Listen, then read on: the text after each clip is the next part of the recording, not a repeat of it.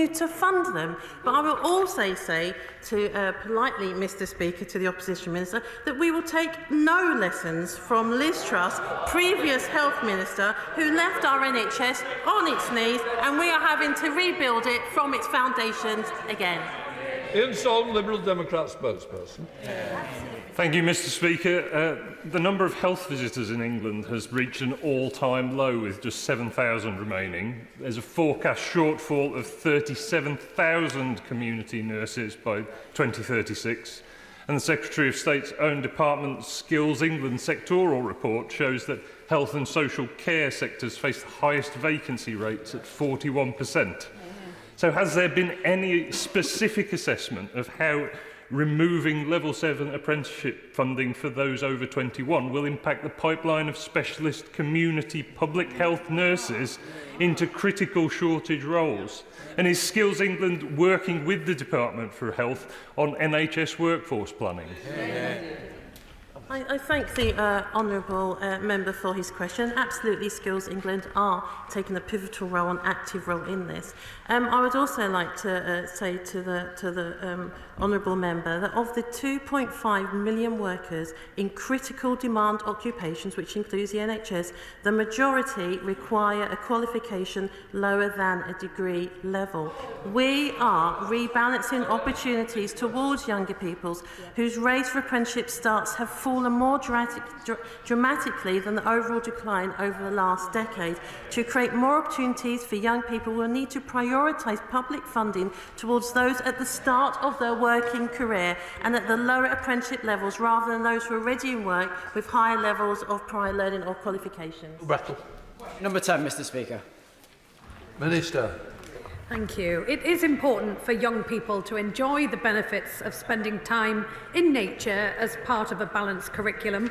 But beyond the curriculum, the Department is also working on publishing an enrichment framework to support schools in developing their offer, which includes a variety of outdoor education opportunities, and our National Education Nature Park initiative also aims to support young people's well-being and develop skills for the future.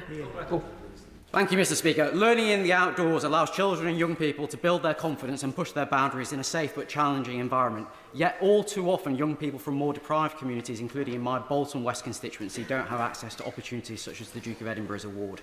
Will the Minister therefore meet with me to discuss what more can be done to support schools in rolling out the Duke of Edinburgh award across Bolton, Blackrod, Horwich and West Horton? Minister. I do want to join my honourable friend in recognising the value of outdoor pursuits and the value of the Duke of Edinburgh Award, which I myself benefited from taking part in when I was at school. And the department has funded 300 schools in areas of high deprivation to start offering the award. And the Department for Culture, Media and Sport is also funding a further £1.5 million this financial year to extend the scheme. But of course, the honourable gentleman is keen to ensure his constituents benefit, and I would be delighted to meet with him to discuss this further. Jim Shannon. Mr. Speaker, can I thank the Minister very much for her response. Minister, worryingly, the obesity levels are predicted to rise between 20 and 30% in the next 5 to 10 years. It's to combat that obesity levels. It's also important we have physical education, but it's also important that we and government is able to look at the diet of the children at schools as well. So those two things can be the things that can address the issue of obesity. Just very keen to hear what the Minister's thoughts on those would be. Thank you so much. Minister.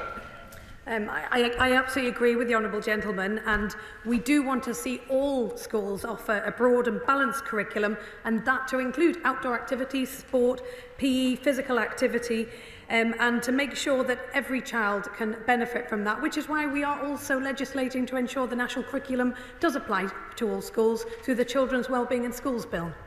Mr. Speaker, number 12, please. Minister. Thank you, Mr. Speaker.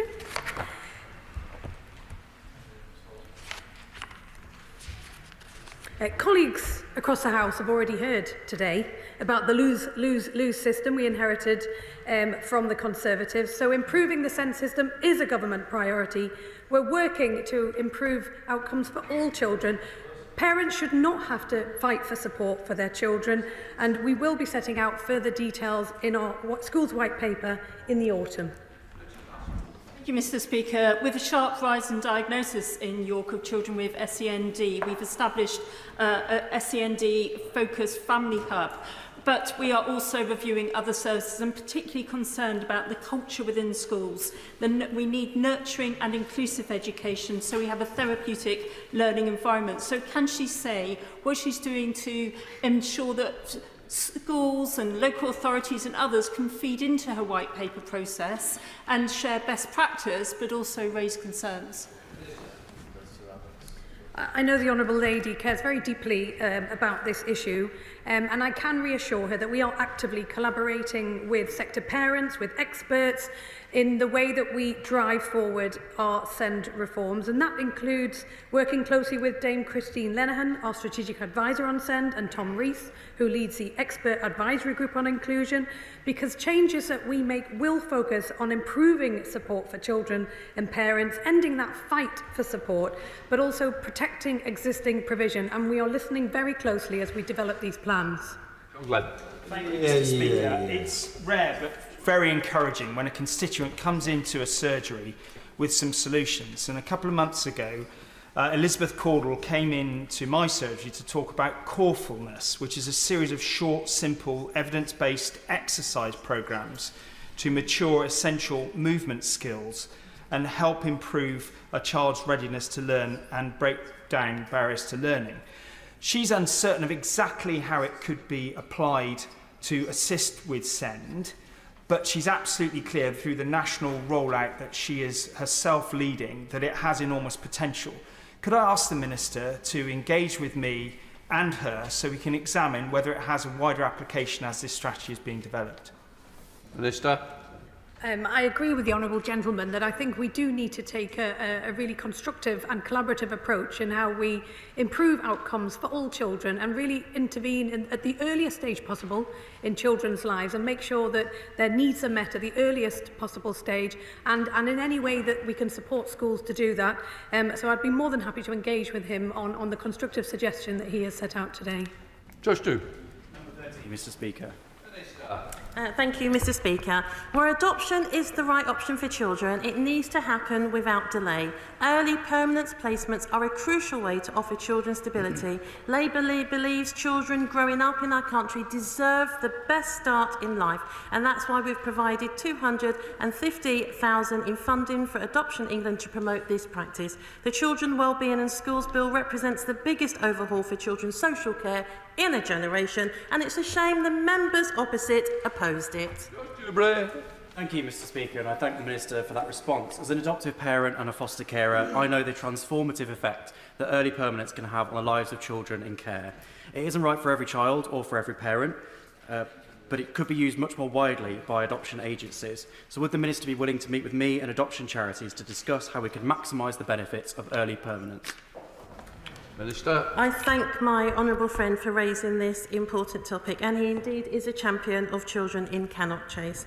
I agree we should continue to promote early permanence, and Adoption England have published national standards to promote and shape early permanence practice across the country. I regularly meet with the organisations he has mentioned, but I'm more than happy to meet with my honourable friend.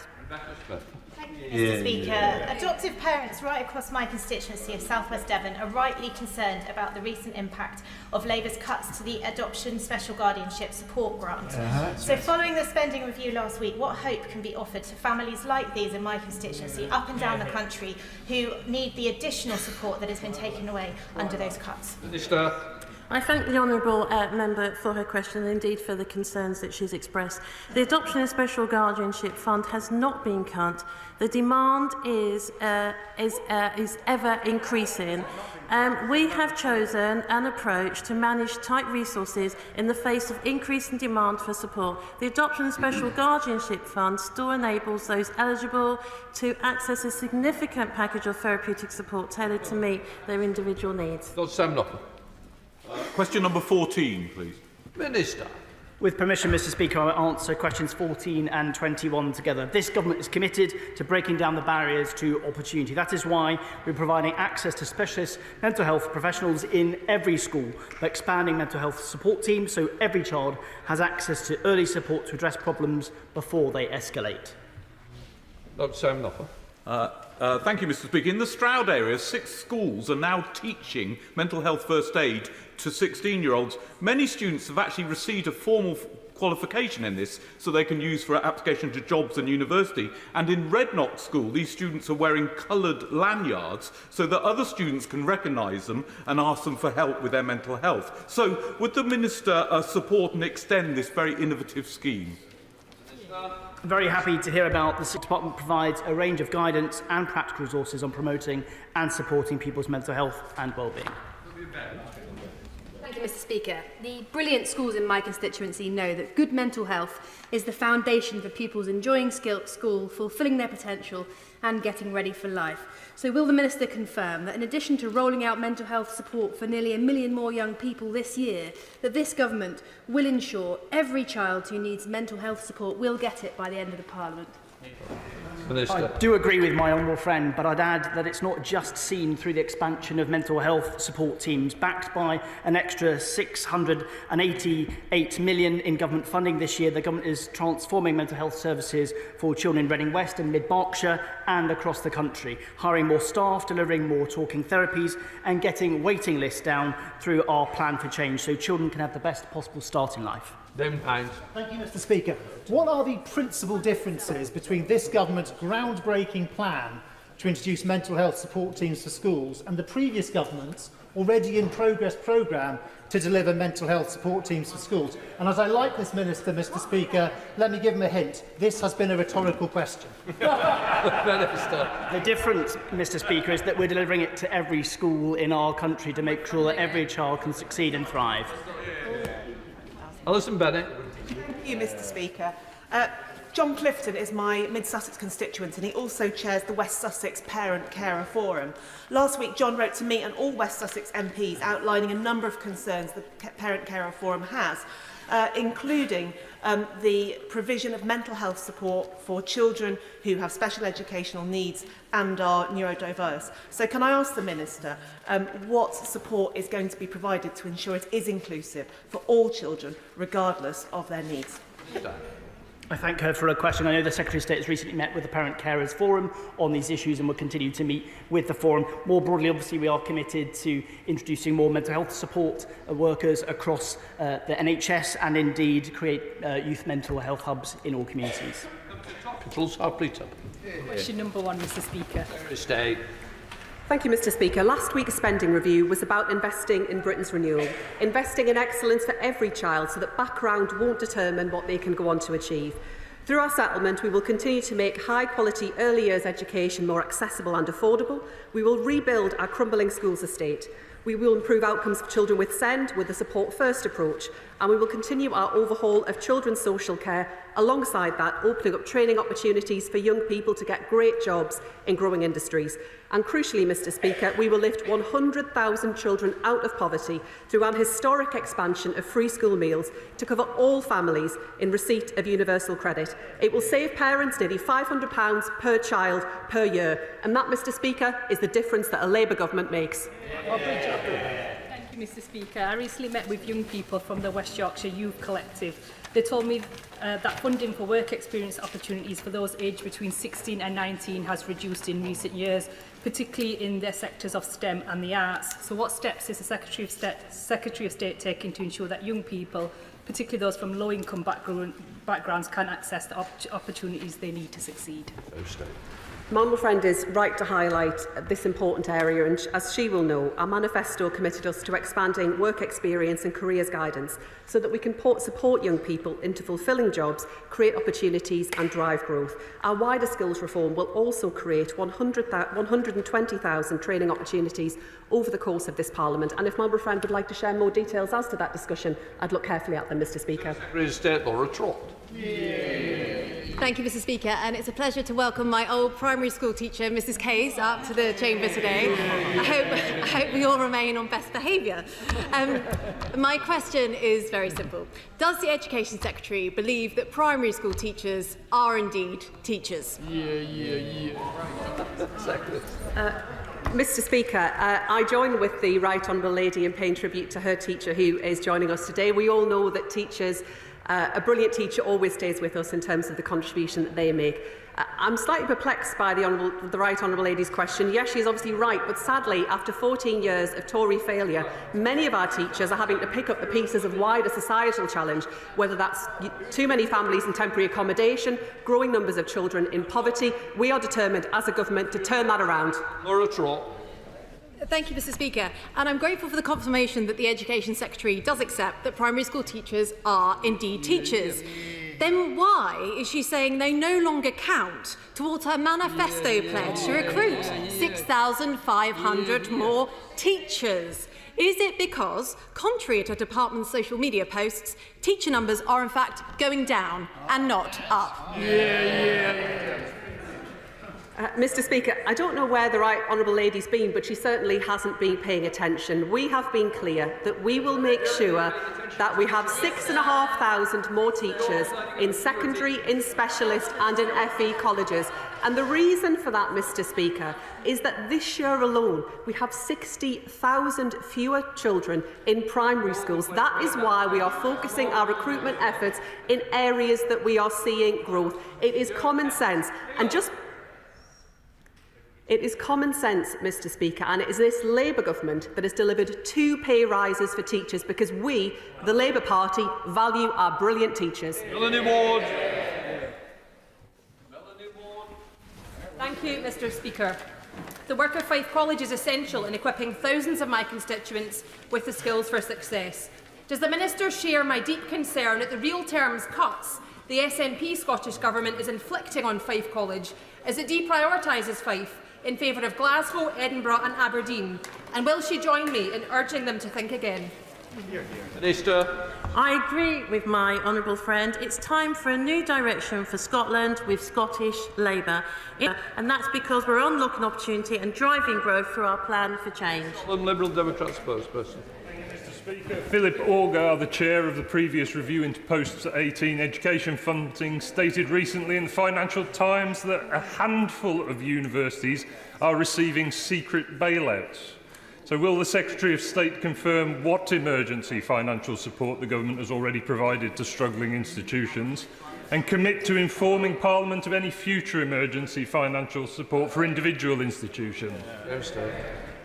Mr. Speaker, it was the priority of this Labour government to ensure that our world-leading universities were put on a much more sustainable footing. That's why we took the difficult but necessary decision to increase student fees. It's why we are reforming the Office for Students with a much sharper focus on financial regulation and sustainability. And we, together with the Office for Students, continue to keep under review any institutions that may face difficulty, but he will appreciate that these are sensitive issues that are best dealt with properly and seriously through the Office for Students. Northern Darwen Valley Leadership Academy is an absolutely vital school serving some of our most disadvantaged communities. Yet it was recently identified as a stop school following successive requires improvement Ofsted assessments. I know the staff and leadership at the school are working incredibly hard to drive improvement, and we're starting to see positive signs. So could the Secretary of State please update me on what we are doing to support them?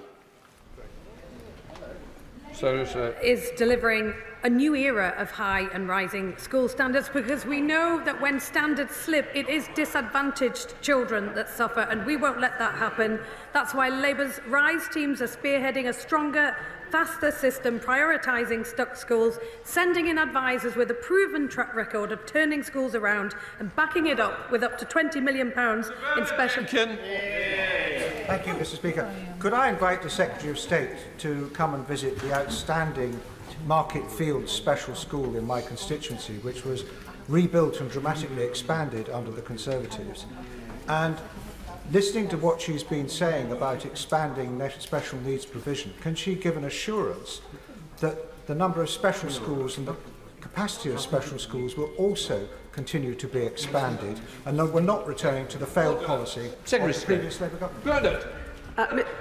Mr. Speaker, I can assure the right honourable gentleman that we will ensure that we have the right numbers of specialist placements in the parts of the country where they are needed, and our capital budget at the spending review will allow us to do that. But we do, alongside that, Mr. Speaker, need to ensure that we have more specialist provision within mainstream, including partnership with the specialist sector to train and support the workforce to make that a reality. Gurinder Singh Jalsan. The Secretary of State agreed that plan to make all children in households in receipt of universal credit eligible to free school meals will build on the brilliant work of this government to tackle pupil absence. The incredible numbers I've heard mentioned are 140,000 fewer children persistently absent and 3 million extra school days this academic year. I completely agree with my honourable friend. Providing over 500,000 children from the most disadvantaged backgrounds with a free, nutritious lunchtime meal every school day will lead to higher attainment, improved behaviour and better outcomes, including on attendance, meaning children can get the best possible education and the chance to succeed in life. Sir John Whittingdale.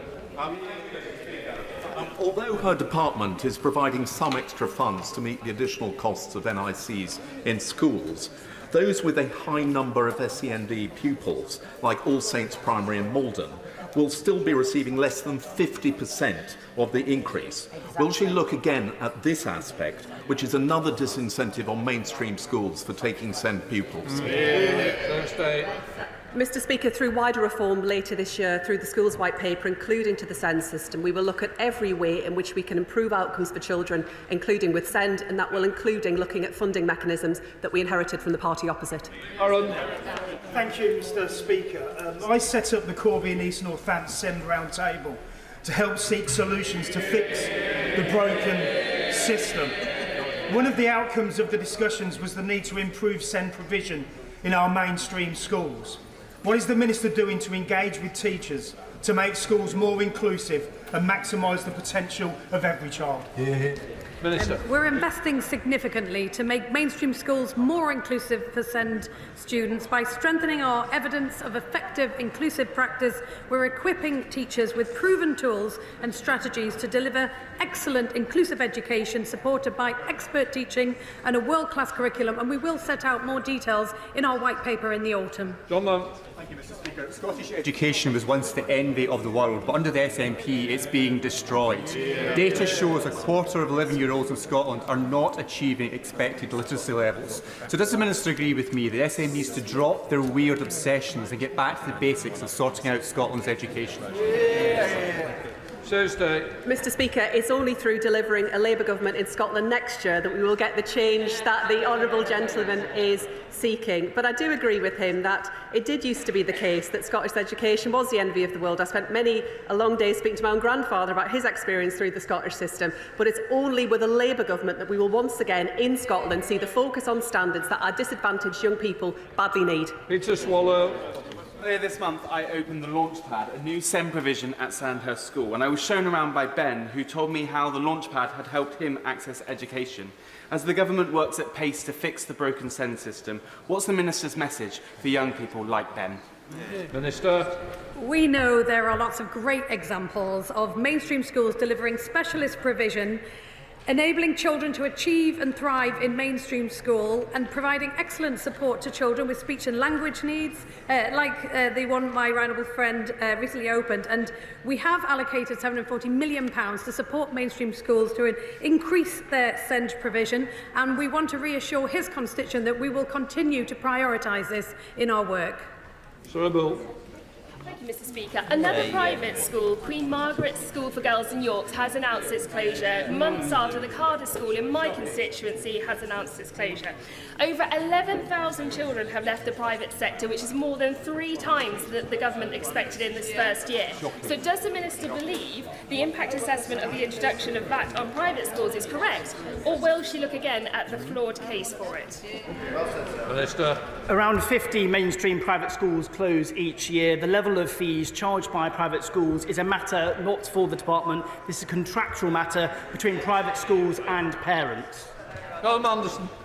2 in 5 young people recall receiving any financial education at school, and those who did often received less than an hour per month. So whilst I welcome the government's Children Wellbeing in Schools Bill, which will require all schools to teach financial literacy, does the Minister agree with me that the curriculum and assessment review gives us an opportunity to go even further, and will she meet with me to discuss how government, industry and civil society can ensure that children in my Buckingham and Bletchley constituency get a vital life skill?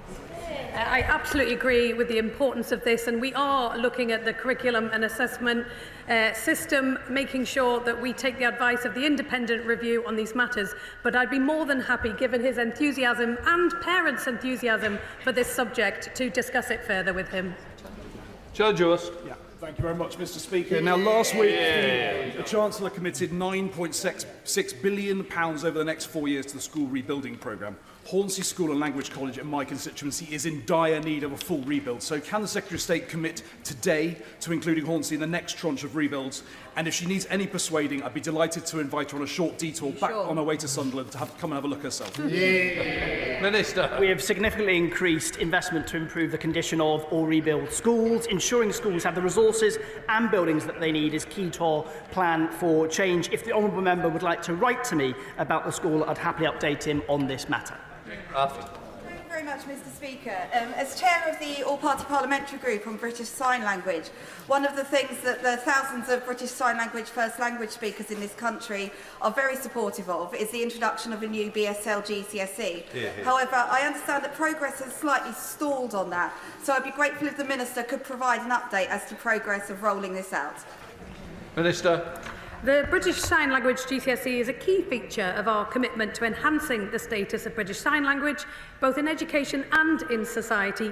Ofqual is currently running a public consultation on its proposed assessment arrangements and expects to confirm its decision on the qualification rules in autumn 2025. Final question, Luke Taylor.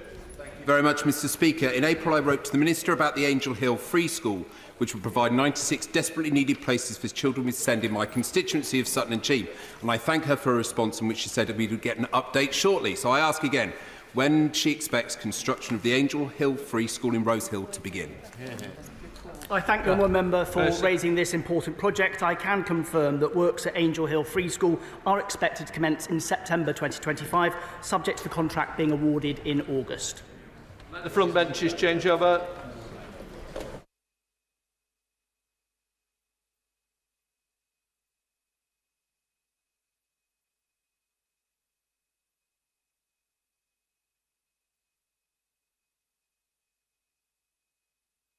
We now come to the statement from the Home Secretary. Home Secretary. Thank you, Mr. Speaker. With permission, I will update the House on the audit the Government commissioned from Baroness Casey on child sexual exploitation and grooming gangs, and on the action we are taking to tackle this vile crime, to put perpetrators behind bars, and to provide the innocent victims of those crimes with support and justice. The House will be aware that on Friday, 7 men were found guilty of the most horrendous crimes in Rochdale between 2000 and 2006. They were convicted of treating teenage girls as sex slaves, repeatedly raping them in filthy flats, alleyways and warehouses. The perpetrators included taxi drivers and market traders of Pakistani heritage, and it has taken 20 years to bring them to justice. I want to pay tribute to the incredible bravery of the women who told their stories and have fought for justice through all those years. They should never have been let down for so long. The sexual exploitation of children by grooming gangs is one of the most horrific crimes. Children as young as 10 plied with drugs and alcohol, brutally raped by gangs of men and disgracefully let down again and again by the authorities who were meant to protect them and keep them safe. And these despicable crimes have caused the most unimaginable harm to victims and survivors throughout their lives and are a stain on our society. 5 months ago, I told the House our most important task was to stop perpetrators and put them behind bars. I can report that work is accelerating. Arrests and investigations are increasing. After I asked police forces in January to identify cases involving grooming and child sexual exploitation allegations that had been closed with no further action, more than 800 cases have now been identified for formal review, and I expect that figure to rise above 1,000 in the coming weeks. Let me be clear. Perpetrators of these vile crimes should be off our streets, behind bars, and paying the price for what they have done. Further rapid action is also underway to implement recommendations of past inquiries and reviews, including the 7-year independent inquiry into child abuse, recommendations which for too long have sat on the shelf. So in the Crime and Policing Bill, we are introducing the long overdue mandatory reporting duty, which I called for more than 10 years ago, as well as aggravated offences for grooming offenders so their sentences match the severity of their crimes. And earlier this year, I also commissioned Baroness Louise Casey to undertake a rapid national audit of the nature, scale and characteristics of gang-based exploitation.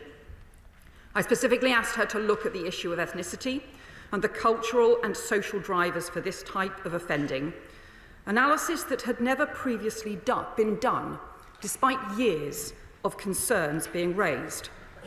And I asked her to advise us on what further reviews, investigations and actions would be needed to address the current and historical failures that she found.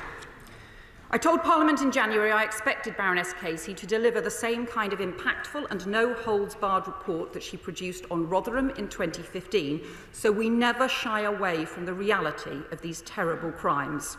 And I am very grateful to Louise and her team that they have done exactly that, with a hugely wide-ranging assessment conducted in just 4 months. The findings of her audit are damning. At its heart, she identifies a deep-rooted failure to treat children as children, a continued failure to protect children and teenage girls from rape, from exploitation and serious violence, and from the scars that last a lifetime. She finds too much fragmentation in the authorities' response, too little sharing of information, too much reliance on flawed data, too much denial, too little justice, too many criminals getting off, too many victims being let down. The audit describes victims as young as 10, often those in care, or children with learning or physical disabilities, being singled out for grooming precisely because of their vulnerability. Perpetrators still walking free because no one joined the dots, or because the law ended up protecting them instead of the victims that they had exploited. Deep-rooted institutional failures, stretching back decades where organisations who should have protected children and punished offenders looked the other way. And Baroness Casey found blindness, ignorance, prejudice, defensiveness, and even good but misdirected intentions all played a part in this collective failure. And on the key issues of ethnicity that I'd asked her to examine, she has found continued failure to gather proper, robust national data, despite concerns being raised going back very many years. In the local data that the audit examined from 3 police forces, they identified clear evidence of overrepresentation among suspects of Asian and Pakistani heritage men. And she refers to examples of organisations avoiding the topic altogether for fear of appearing racist or raising community tensions. These findings are deeply disturbing, but most disturbing of all, as Baroness Casey makes clear, is the fact that too many of these findings are not new. As Baroness Casey's audit sets out, there have been 15 years of reports, reviews, inquiries and investigations into these appalling rapes, exploitation and violent crimes against children, detailed over 17 pages in her report, but too little has changed. We have lost more than a decade. That must end now.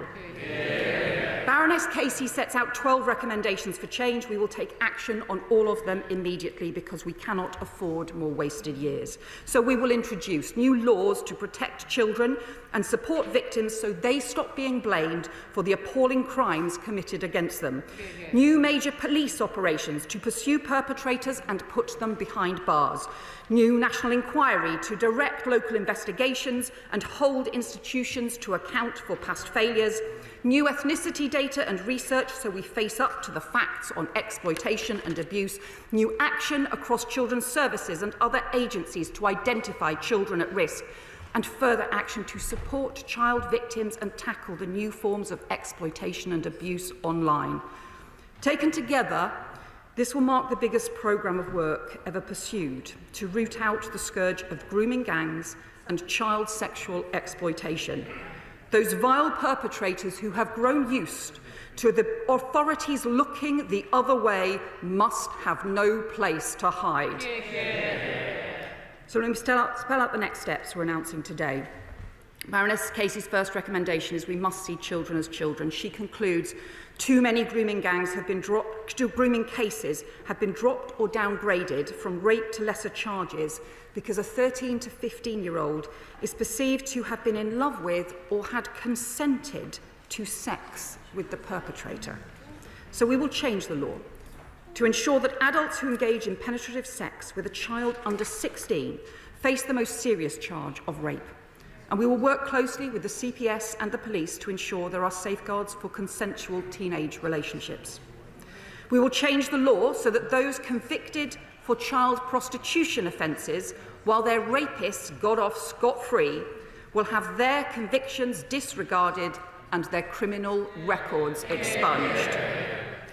Baroness Casey's next recommendation is a national criminal operation. As I've set out, arrests and investigations are rising, but the audit recommends us going further. So I can announce the police will launch a new national criminal operation into grooming gangs, overseen by the National Crime Agency, bringing together for the first time all arms of the policing response, and will develop a rigorous new national operating model which all forces across the country will be able to adopt, ensuring grooming gangs are always treated as serious and organised crime. And so rapists who groom children, whether their crimes were committed decades ago or are still being committed today, can end up behind bars. But alongside justice, there must also be accountability and action. We've begun implementing the recommendations from inquiries past, including Professor Jay's independent inquiry, and we've said that further inquiries are needed to get accountability in local areas. I told the House in January I would undertake further work to look at how to ensure those inquiries could get the evidence they needed to properly hold institutions to account, and we have sought responses from local councils too. We asked Baroness Casey to review those responses, as well as the arrangements and powers that had been used in past investigations and inquiries to consider the best means to get to the truth. Her report concludes that further local investigations are needed, but they should be directed and overseen by a national commission with statutory inquiry powers. We agree, and we will set up a national inquiry to that effect. Baroness Casey is not recommending another overarching inquiry of the kind conducted by Professor Alexis Jay, and she recommends that the inquiry should be time-limited. But its purpose must be to challenge what the audit describes as continued denial, resistance and legal wrangling among local agencies, and we will set out the further details on the national inquiry in due course. Mr. Speaker, I warned in January that the data collection we had inherited from the previous government on ethnicity was completely inadequate. It was only collected on 37% of suspects.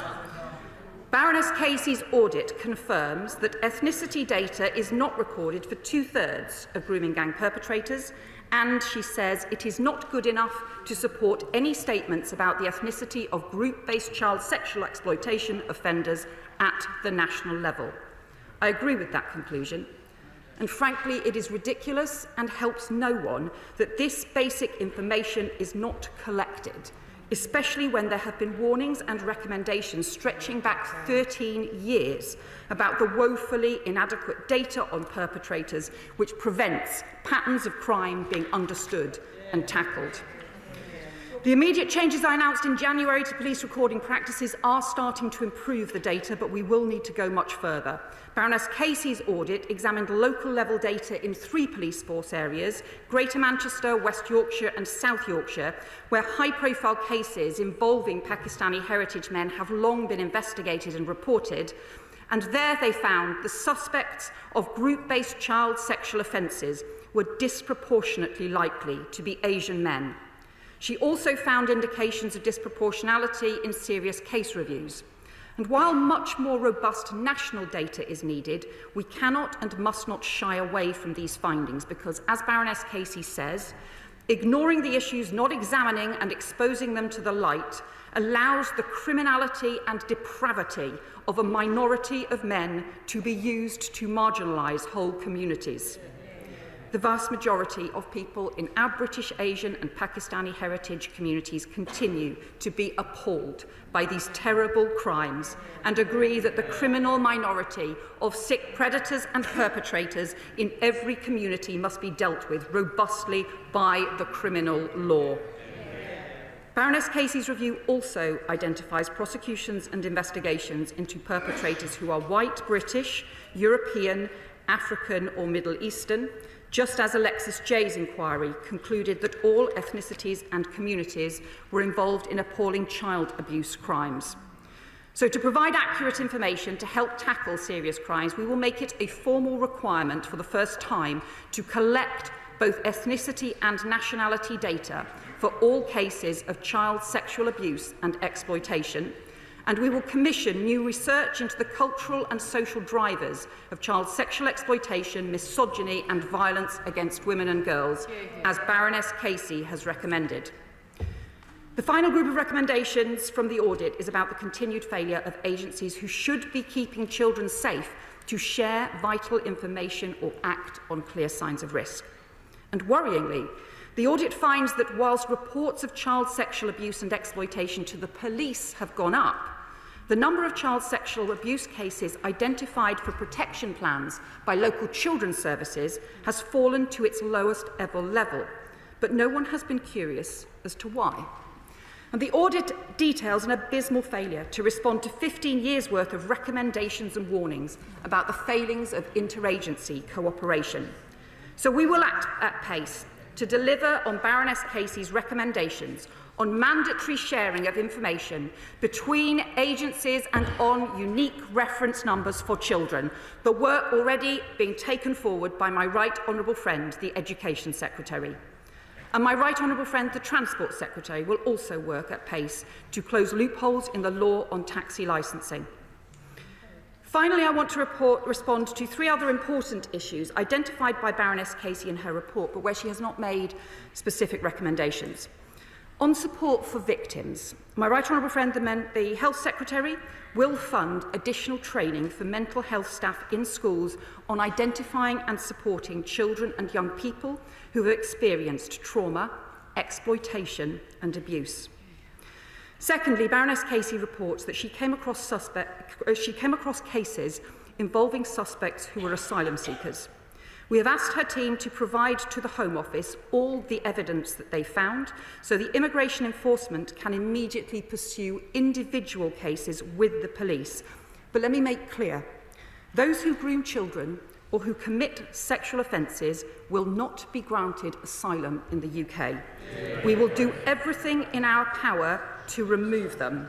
I do not believe the law is strong enough that we have inherited, so we are bringing forward a change to the law so that anyone convicted of sexual offences is excluded from the asylum system and denied refugee status. We've already increased the removal of foreign national offenders by 14% since the election, and we're drawing up new arrangements to identify and remove those who have committed a much wider range of offences. Finally, Baroness Casey describes ways in which patterns of grooming gang child sexual exploitation are changing, including evidence of rape and sexual exploitation taking place in street gangs and drug gangs that combine criminal and sexual exploitation. I do not believe that this kind of exploitation has been sufficiently investigated. It also describes sexual exploitation in modern slavery and trafficking cases, and most significant of all, it describes the huge increase in online grooming and horrendous sexual exploitation and abuse, including the use of social media apps to build up relationships and lure children into physical abuse. And the audit quotes one police expert saying, "If Rotherham were to happen again today, it would start online." So, Mr. Speaker, we are also passing world-leading new laws to target those who groom and exploit children online, investing in cutting-edge technology to target the highest harm offenders, but we will need to do much more, or the new scandals and shameful crimes of the future will be missed. When the final report of Alexis Jay's 7-year national inquiry was published in October 2022, the then Home Secretary, Grant Shapps, issued a profound and formal public apology to the victims of child sexual abuse so badly let down over decades by different levels of the state. As Shadow Home Secretary at that time, I joined him in that apology on behalf of the opposition and extended it to victims of child sexual exploitation too. To the victims and survivors of sexual exploitation and grooming gangs, on behalf of this and past governments and the many public authorities who let you down, I want to reiterate an unequivocal apology for the unimaginable pain and suffering that you have suffered and the failure of our country's institutions through decades to prevent that harm and keep you safe. But words are not enough. Victims and survivors need action. The reforms I've set out today will mean the strongest action any government has taken to tackle child sexual exploitation, more police investigations, more arrests, a new inquiry, changes to the law to protect children, and a fundamental overhaul of the way organisations work to support victims and put perpetrators behind bars. But none of this will work unless everyone is part of it, unless everyone works together to keep our children safe. I commend this statement to the House. Right. Hopefully it's now available in the table office for those members who wish to see the report. The other thing is, the Home Secretary quite rightly took longer than expected, and I have no problem with that. Just to say to the Leader of the Opposition, Kemi Badenoch, the same is available as well, and to Lib Dems. Kemi Badenoch. Mr. Speaker, I'd like to thank the Right Honourable Lady for advance sight of this statement. Although I must say, I couldn't believe my ears, listening to the Home Secretary's statement as if this was their plan all along, when we all know it is another U-turn. After months of pressure, the Prime Minister has finally accepted our calls for a full statutory national inquiry into the grooming gangs. And I welcome that we have finally reached this point. And we must remember that this is not a victory for politicians, especially the ones like the Home Secretary who had to be dragged to this position, or the Prime Minister. This is a victory for the survivors who have been calling for this for years. I have been speaking to many who do not have confidence that a government that ignored their concerns will deliver. But before I turn to the detail of the Home Secretary's statement, I want to recognise the tireless work of those who refuse to let this issue be buried. Survivors like Fiona Goddard, who bravely waived her anonymity, and the parents of survivors like Marlon West, who I spoke to this morning, Maggie Oliver, whose courage in speaking truth to power has been instrumental in bringing us to this point, the late Andrew Norfolk, whose fearless journalism brought these crimes to light, Baroness Casey for her review, and Charlie Peters, who has consistently been a voice for the voiceless. Mr. Speaker, the Prime Minister's handling of this scandal is an extraordinary failure of leadership. His judgment has once again been found wanting. Since he became Prime Minister, he and the Home Secretary dismissed calls for an inquiry because they did not want to cause a stir. They accused those of us demanding justice for the victims of this scandal as, and I quote, jumping on a far-right bandwagon. Yes. A claim the Prime Minister's official spokesman restated this weekend. Shameful. It has been left to Conservatives time and time again to force this issue. 3 times, Mr. Speaker. 3 times. They can mutter now. They all mutter now. 3 times, Mr. Speaker, these Labour MPs voted against the national inquiry. They voted against it 3 times. Liberal Democrats didn't bother to vote at all, asleep at the wheel. Labour MPs voted against a reasoned amendment to the Children's Bill. At committee stage of that bill, they voted against. At committee stage of the crime and policing... Mr. Swallow, I want you to set a good example. It's a very serious debate. Temps are running high, but I certainly don't want you to see you pointing and shouting and bawling in that way. Okay, Ben. Mr. Speaker, they can point and shout as much as they like. They know the truth as we on the side of the House do. Yes. 3 times, I will repeat myself, Mr. Speaker, 3 times. Labour MPs voted against a reason amendment to the Children's Bill. At committee stage of that bill, they voted against. At committee stage of the Crime and Policing Bill, they voted against a national inquiry. And at Prime Minister's questions, the Prime Minister repeatedly ruled out a national inquiry to the chairs of all of these Labour MPs who are now pretending this is what they believed all along. And no doubt, the Home Secretary, in her response to me, will try and claim that the previous government did nothing. Yes, yes. A wholly false assertion that she should not repeat today. The Conservative government took extensive action, starting with the original J report, commissioned in 2014 by the then Home Secretary Theresa May. A year later, she commissioned the independent investigation into child sexual abuse, and Sajid Javid commissioned ethnicity data collection in 2018. So it is wrong, as the Home Secretary said, to claim that ethnicity data collection had not been done, and I will remind her that the Foreign Secretary criticised Sajid Javid at the time, said he was bringing the Office of Home Secretary into disrepute, and said he was pandering to the far right for doing exactly what she says she's doing now. They should be ashamed of themselves. We accepted all the recommendations of that previous child sexual inquiry of 2022, except the one to have a new cabinet minister, which would not have made any difference at all to the victims of this scandal.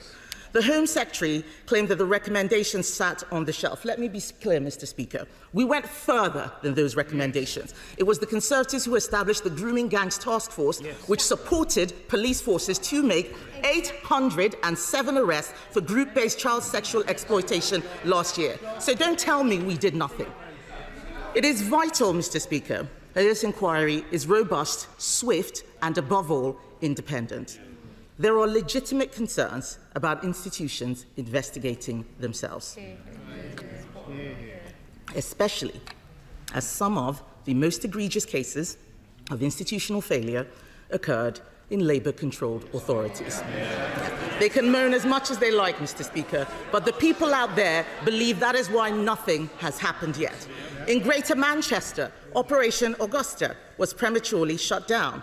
In Rotherham, under continuous Labour control since 1974, we saw repeated failures. In Telford, where Labour has predominantly held power, the current MP initially rejected calls for an inquiry while serving as council leader.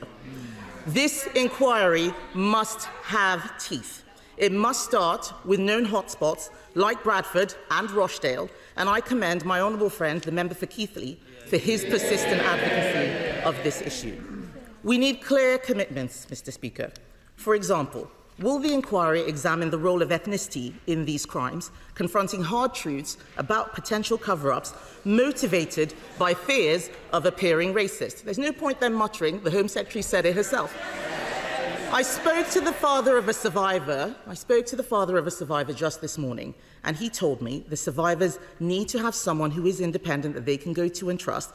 It is no use them being forced to speak to the same authorities who ignored them in the first place. So will this inquiry ensure that no one, whether police officers, councillors or council officials, is beyond scrutiny? The government's approach to the Casey review itself raises serious concerns. While the review's findings are crucial, we as legislators are sent here to make decisions, not to outsource the difficult ones. The Prime Minister has waited months for someone to take this decision for him. This is the kind of dithering and delay that the survivors complained about. Mr. Speaker, we need answers to the following questions. The House deserves to know what changed the Prime Minister's mind from thinking this was dog whistle far-right politics to something he must do. When exactly did Baroness Casey submit her findings to Downing Street, and did the government request any changes to her report?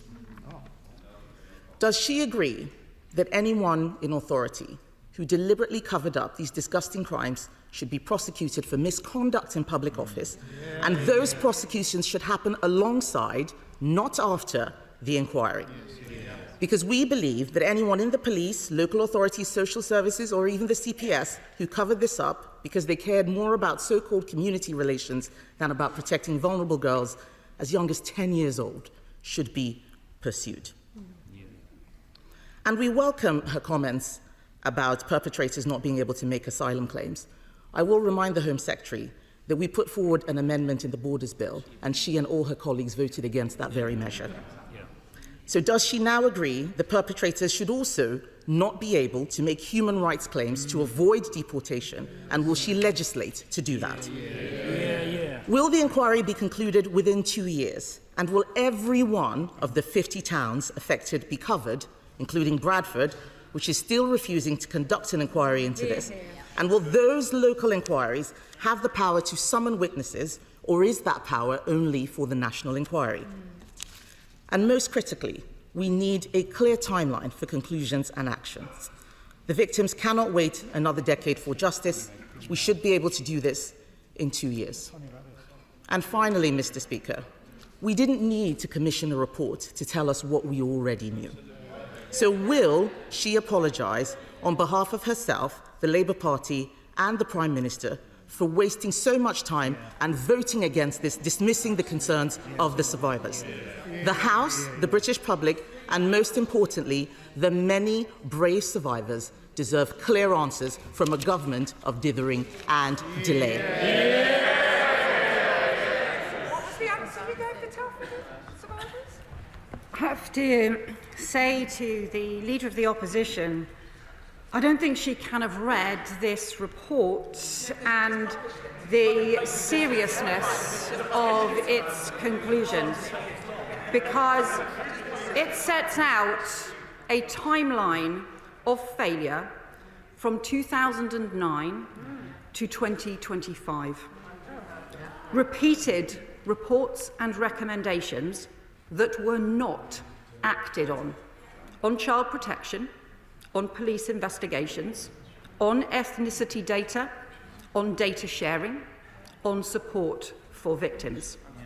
For 14 of those 16 years, her party was in government, including years when she was the Minister for Children and Families, then the Minister for Equalities, covering race and ethnicity issues and violence against women and girls.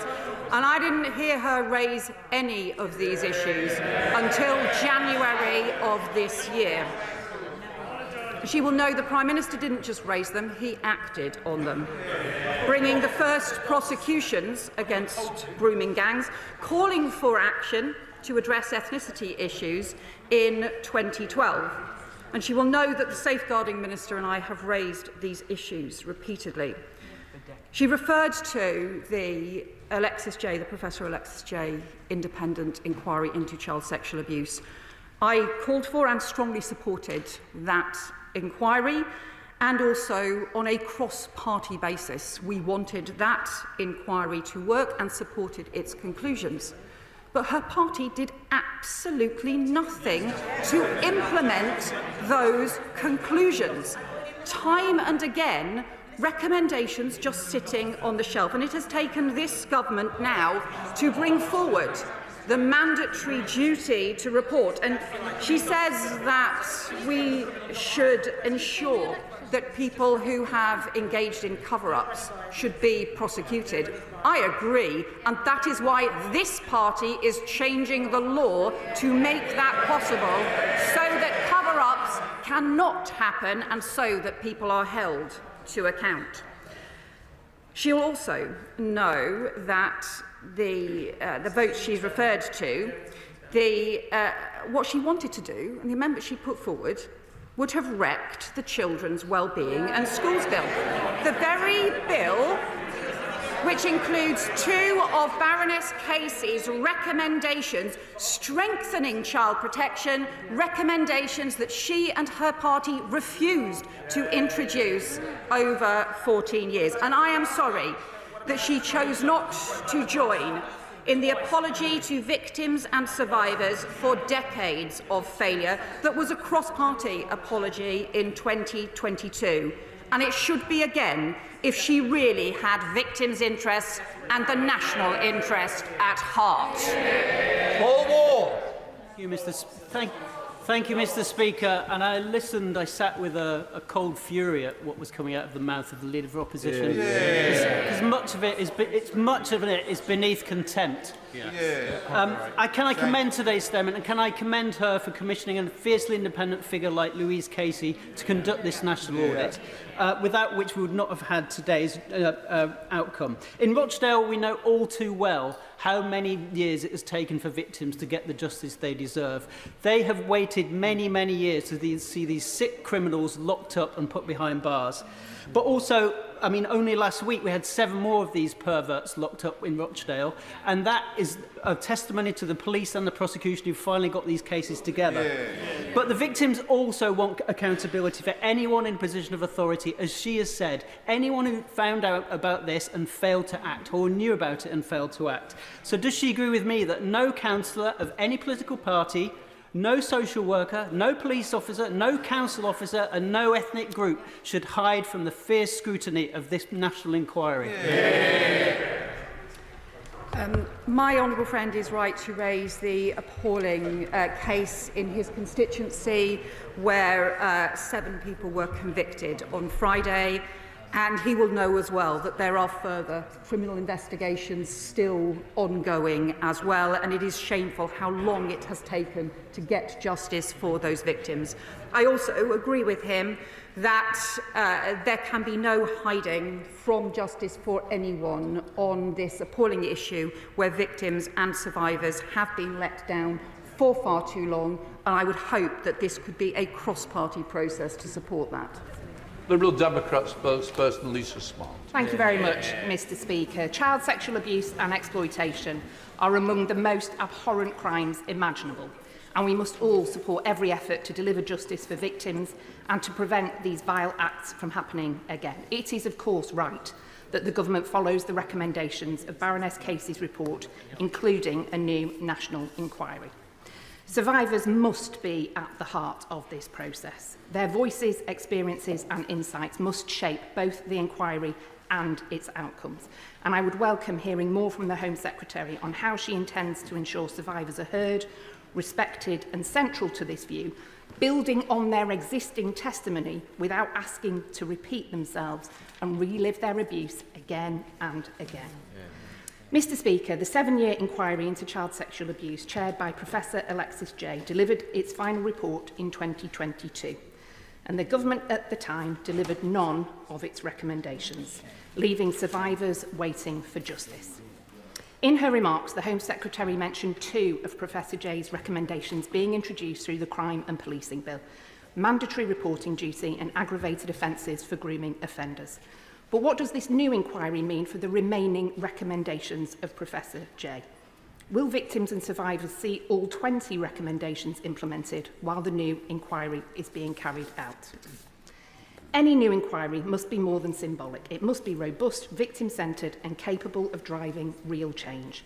A duty of candour would require public officials and authorities to cooperate fully with an inquiry like this.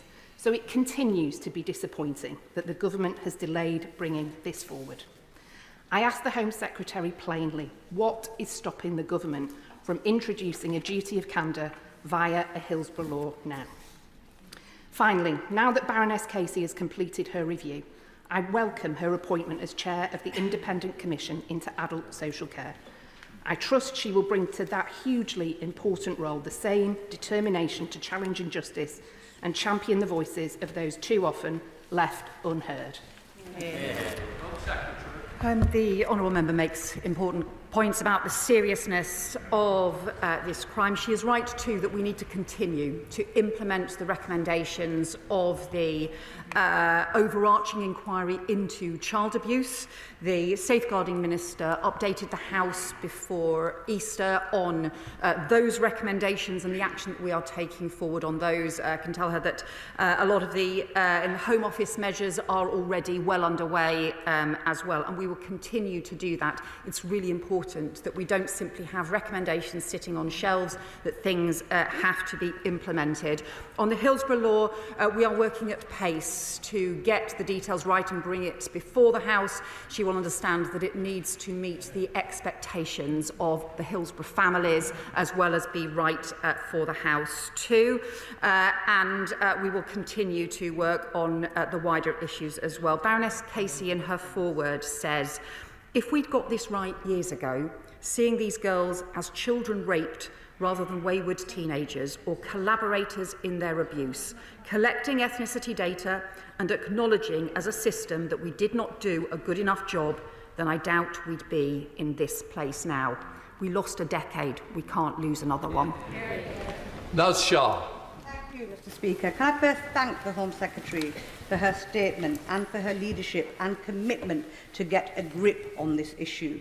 As a Member of Parliament for one of the largest constituencies, Muslim and Pakistani heritage people, Muslims, I know the sheer anger and condemnation that the vast majority of them share, like all Britons, against those that commit these vile actions and vile sexual abuse. This is not only backed by recent polling by opinion that shows Muslims are deeply concerned, majority of them, about grooming gangs, but by sermons in mosques, letters from leading figures, demonstrations on the streets, and so much more, often not given the media coverage that they deserve. I am pleased to see the National Crime Agency will be involved in the future inquiries, and let me reiterate in this House that British Muslims stand on the side of victims and support the full force of the law against all perpetrators of abuse.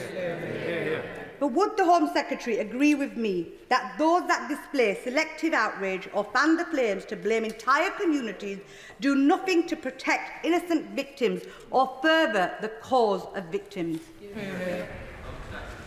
Can I welcome my honourable friend's points that she makes about the anger in her community, the anger across British Muslim communities towards the grooming gangs, towards the rape of children, towards these appalling crimes, and the work that she has long called for, including stronger action from the police to be able to go after perpetrators and bring them to justice. She is right that this is shared right across communities, is the horror at crimes committed against children and particularly against young girls. It is in the interests of those children and of those victim survivors that we have reforms now. Chair of the Home Affairs Select Committee, Karen Bradley. Thank you very much, Mr. Speaker. Can I thank the Home Secretary for her statement and for early sight of it. I'm pleased also that Baroness Casey has agreed to come before the committee tomorrow to set out her report more clearly to us. I am concerned about the potential for inquiries trying to get to the truth, potentially prejudicing criminal trials. So could she set out how she envisages the two things running alongside each other, an inquiry and criminal prosecutions? Can I welcome that question from the Select Committee Chair, and I am glad that Baroness Casey will have the opportunity to set out more details of her findings. As the Chair will know, the Baroness Casey has a huge expertise and determination and will be forthright in giving the evidence that she has drawn together. She makes a very important point, and it will be important for the Independent Commission, for the Independent Inquiry, to have arrangements with police forces to ensure that where there are current criminal investigations underway, they are not cut across, but so that we also ensure that we can uncover where there have been institutional failings, because it's those institutional failings to pursue action or to turn a blind eye towards action that need to be pursued in particular areas as part of those local investigations and as part of the national inquiry. She'll know that these kind of arrangements have been done in inquiries in the past, so they can be done and will need to be so again now. Sean Davies. First, I want to praise and pay tribute to survivors from right across the country, and again highlight the survivors who worked in Telford alongside myself and other organisations to do that local-based review. The reason we did a local-based review was because the then Home Secretary Amber Rudd and the then local government minister Rishi Sunak refused to provide a statutory inquiry into Telford. And that's why we worked together with the Police and Crime Commissioner, who happens to be a Conservative, and people from across the political spectrum to take this out of the party political field and try and find answers in our small part of the world. Mr. Speaker, what we do need, though, is action. Action in regards to the J inquiry, action in regards to the Casey review, but also Home Secretary, the number of local reviews that have taken place up and down this country that have not been on the desks of ministers over the last 14 years and have not therefore received the attention that they deserve. Does she agree? My honourable friend is right to say what we need is change and action. Recommendations from inquiries need to be implemented. The Telford inquiry that took place had as part of its strength was that it involved victims and survivors at the very heart of the inquiry, and also had serious plans to ensure that the recommendations were then taken forward and implemented, and had ways in which to follow up to make sure that those recommendations were implemented. That is crucial. It's no good just having inquiries where recommendations sit on a shelf. We have to make sure that they are implemented alongside pursuing answers. Robbie Moore. Thank you. And can I just start by saying that the fact that victims and survivors of this horrific crime have quite literally had to become campaigners themselves to reach this outcome is something that should make everybody in this House stop and think. When I last met the Safeguarding Minister with leading child abuse lawyer David Greenwood, we pointed out the very fundamental flaw in her own government's grooming gang strategy, and that was the completely ridiculous decision to give council leaders in areas like Keighley and the wider Bradford district the option to simply say no to an inquiry. So now that we have an inquiry equipped with statutory powers, can I ask the Home Secretary, what message does she have for local leaders in my region who think that they can still get away with saying no? And what message does she have to say to victims like Fiona Goddard, who is also from my area, who no doubt will be worrying, like me, that there will still be no focus on Keighley and the wider Bradford district? Yeah. Well, I know that the honourable member has met with the Safeguarding Minister. She has also spoken again to Fiona Goddard this morning to ensure that the work that they have been doing and to make sure that victims and survivors' voices and campaigners' voices are heard at the heart of this. I think he will also know that the Safeguarding Minister did say to him in that meeting that she would not allow local councils to be able to turn their backs and to say no to investigations where they are needed. That is why we have accepted Baroness Casey's recommendation for a national inquiry that will underpin those local investigations. We will ensure, obviously, final decisions will be matters for the independent chair of the commission, but we will ensure that his concerns and those of victims are passed on to the national inquiry. Debbie Abrahams. Mr. Speaker, and I thank my right honourable friend for her statement. I'd also like to pass on my thanks to Dame Louise Casey for meeting with Oldham victims and survivors of CSE. They want no further delays to justice and for perpetrators to face the full face of the law now. It is unacceptable that some are being given court dates of 2028 with all the risks that implies. They want no more red tape. They want survivors to be at the heart of rooting out these perpetrators and getting justice. Can the Home Secretary ensure that this will happen? And will she now consider making misogyny a hate crime? I welcome the work that my honourable friend has done through very many years to champion victims in Oldham, to champion victims across her constituency and to work with survivors as well. She is right to point to the terrible delays in the justice system. She will know that the Lord Chancellor is taking forward reforms to look at how the huge backlog, particularly in Crown Court cases, can be dealt with, because justice delayed is justice denied, and already so many of survivors have waited far too long for justice. I can assure her that those concerns are very much uppermost in the Lord Chancellor's mind. Art Pritchard. Where there have been local inquiries commissioned by councils, will there be an opportunity for those same areas to fall under the remit of this national inquiry to ensure that some of the issues that the Home Secretary herself references today are still ongoing, are caught within the new framework of the new inquiry? The question he raises is an important one, and ultimately the final decisions will need to be for the independent chair and the commission. That's what happens when we set it up as a national inquiry rather than a government process. But he will know that, for example, there have been concerns raised around investigations and inquiries that have taken place around Greater Manchester, having final areas that they were not able to compel or to get to the bottom of.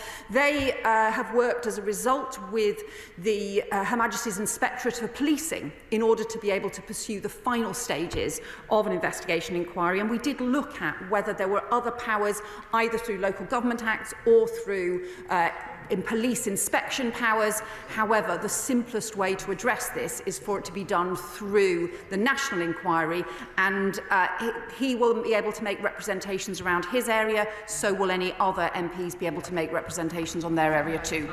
Pex.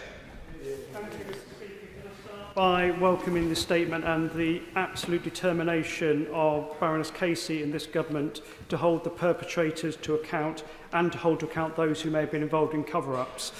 One of the recommendations that comes through in the report is around the confusion between different agencies. A particular element around that is around taxi licensing and taxis from out-of-town areas. Yeah. And I know definitely from my own city of Peterborough, the challenge both to law-abiding, decent taxi drivers undercut by different licensing laws, but also law enforcement and the safety of passengers where we have plates from different areas.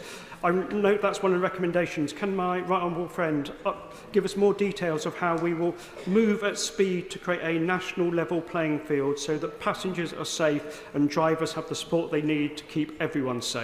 Yeah. I welcome that point from my honourable friend, because as he will know, there are many local authorities across the country who have worked to ensure that they raise standards and checks in their licensing arrangements, particularly those in areas where there have been serious problems and where there have been criminal cases that have taken place. However, those checks and safeguards can end up being undermined by the licensing of taxis in other areas that do not have those checks. So we are looking to be able to take forward reforms to the law. The Transport Secretary is looking at exactly this issue to make sure we can find a way forward to close that loophole. Robin. Thank you, Mr. Speaker. As a survivor of child sexual abuse myself, I stand in solidarity with the many victims and survivors. The system has failed over many, many years.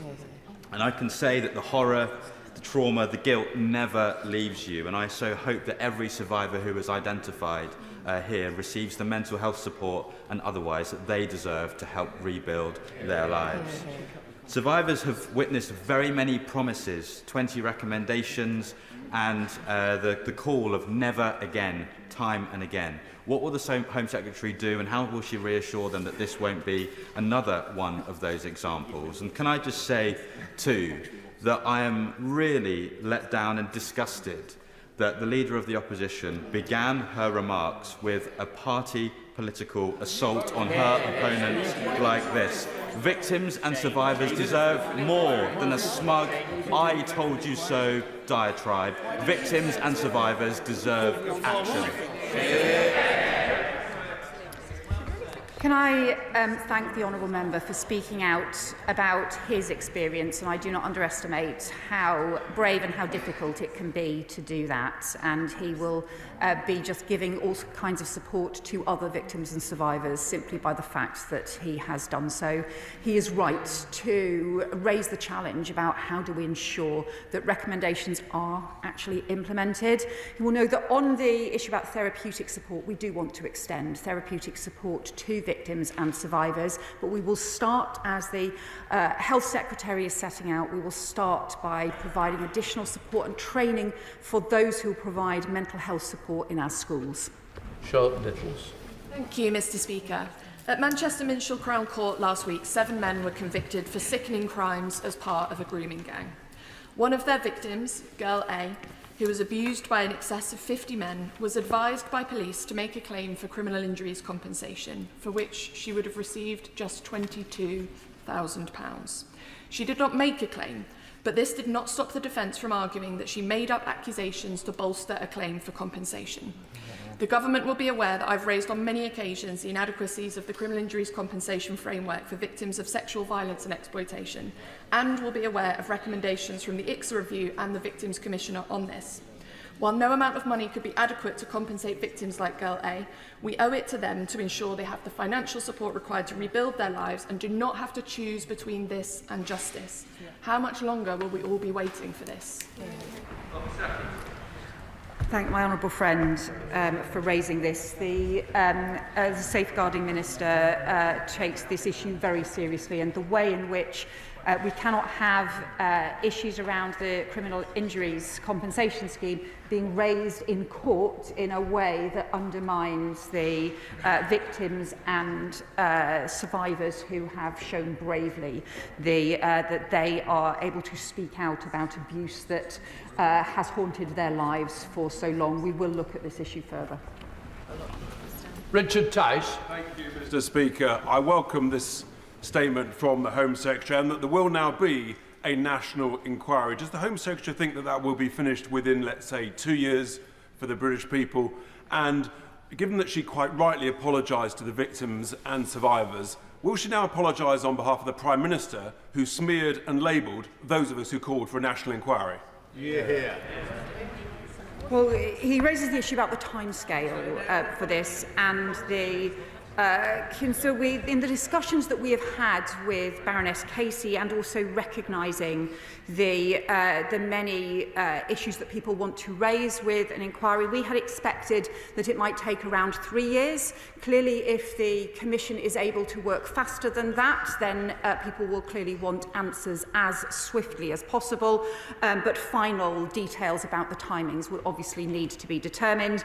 I think we do need to make sure that we are both implementing the recommendations of previous inquiries and also making sure that we are pursuing these further investigations in local areas as swiftly as possible.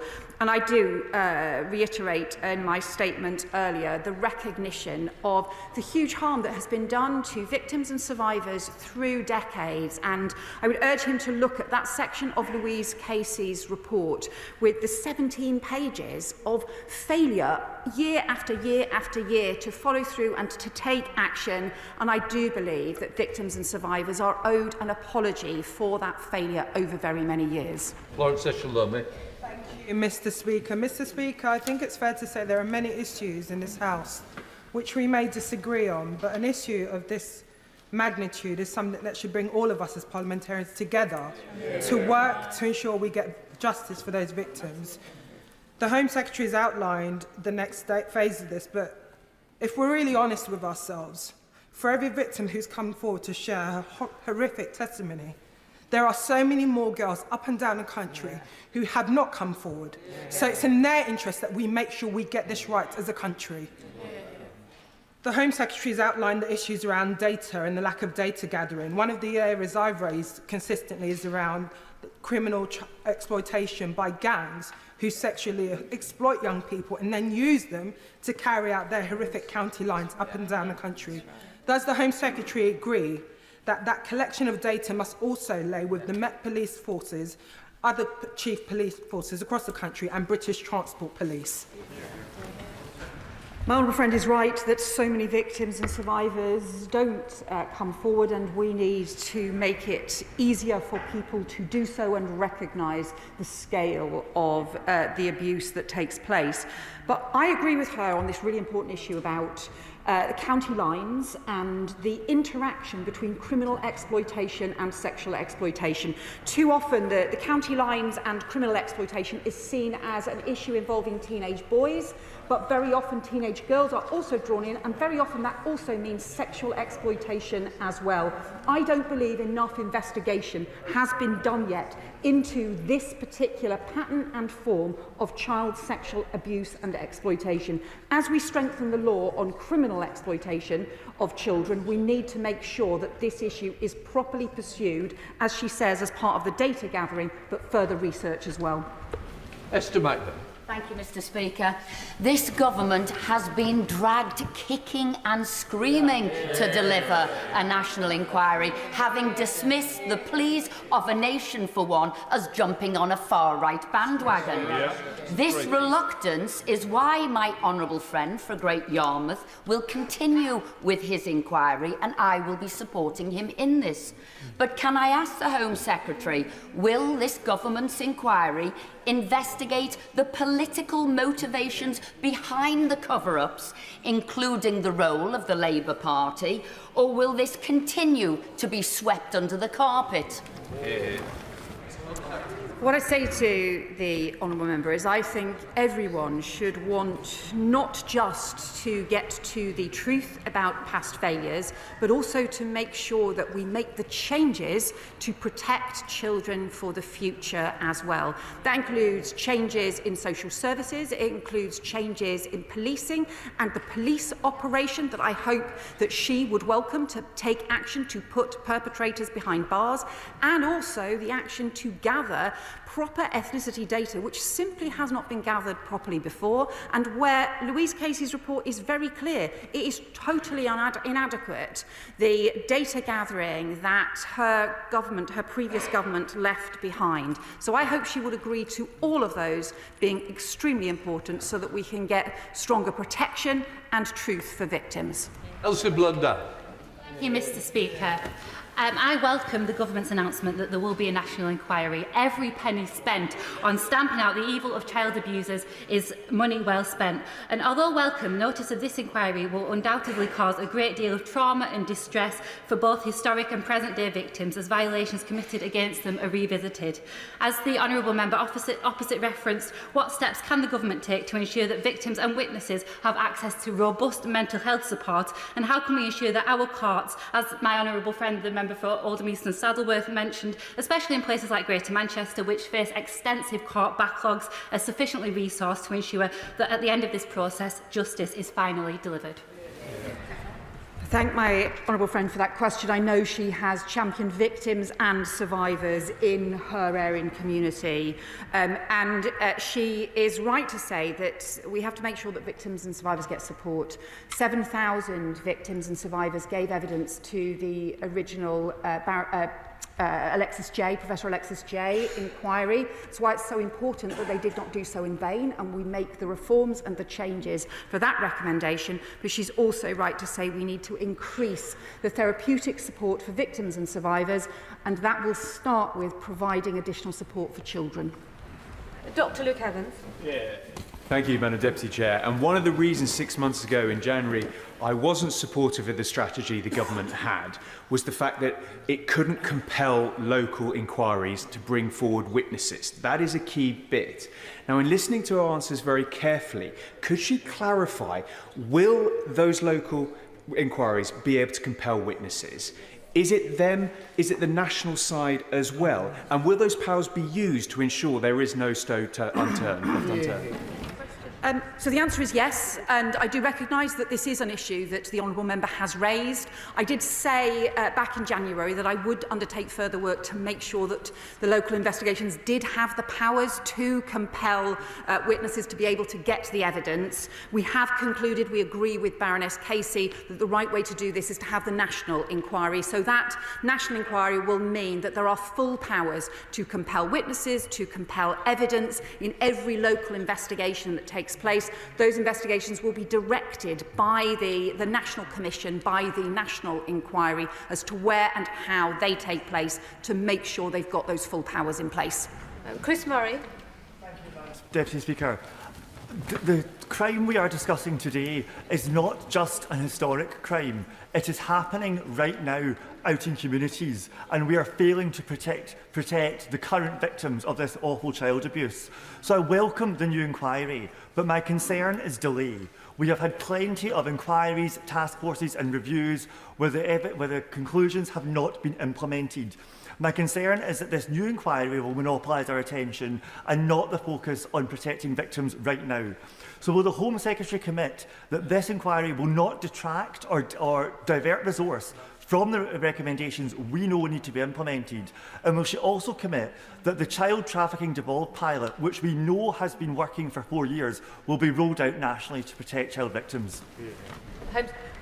Yes, I can tell him that we are going to expand that, and also that we will not let up in the pace of implementing measures and recommendations. That includes the work the Education Secretary is doing already on mandatory reporting, mandatory sharing of data on children at risk, and also the unique identifiers, the work in the Crime and Policing Bill on mandatory reporting, but also, crucially, the police operation. So we have already increased the resources for the policing operations to be able to review closed cases. That is why we already have 800 cases identified for review. We expect that to rise very shortly to over 1,000 cases that were closed with no further action being taken, now being looked at again now, not waiting for the inquiry, but also taking action on them now in order to protect children.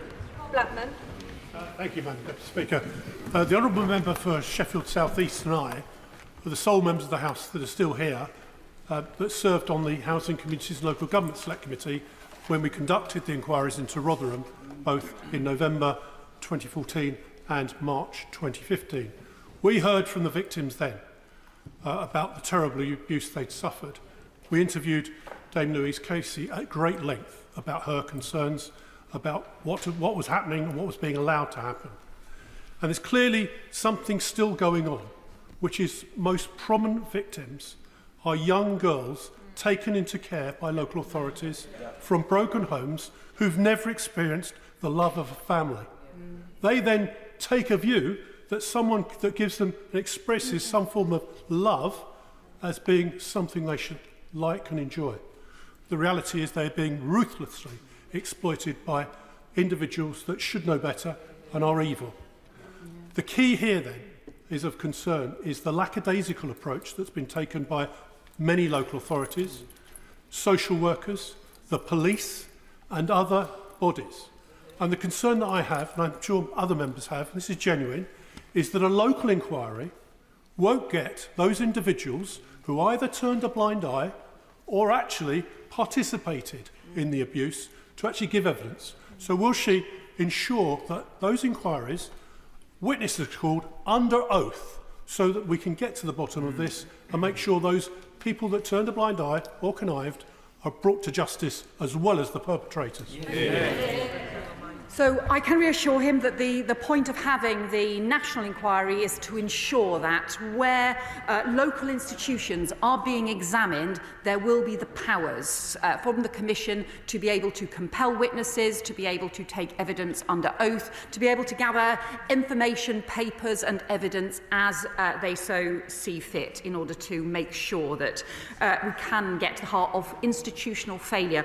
But he's also right to say that this really is about vile criminals knowing when teenage girls especially, but when young children are vulnerable to the most appalling exploitation and coercion, the playing with children's emotions and vulnerability to draw them in to what is ultimately violent crime and the most terrible abuse.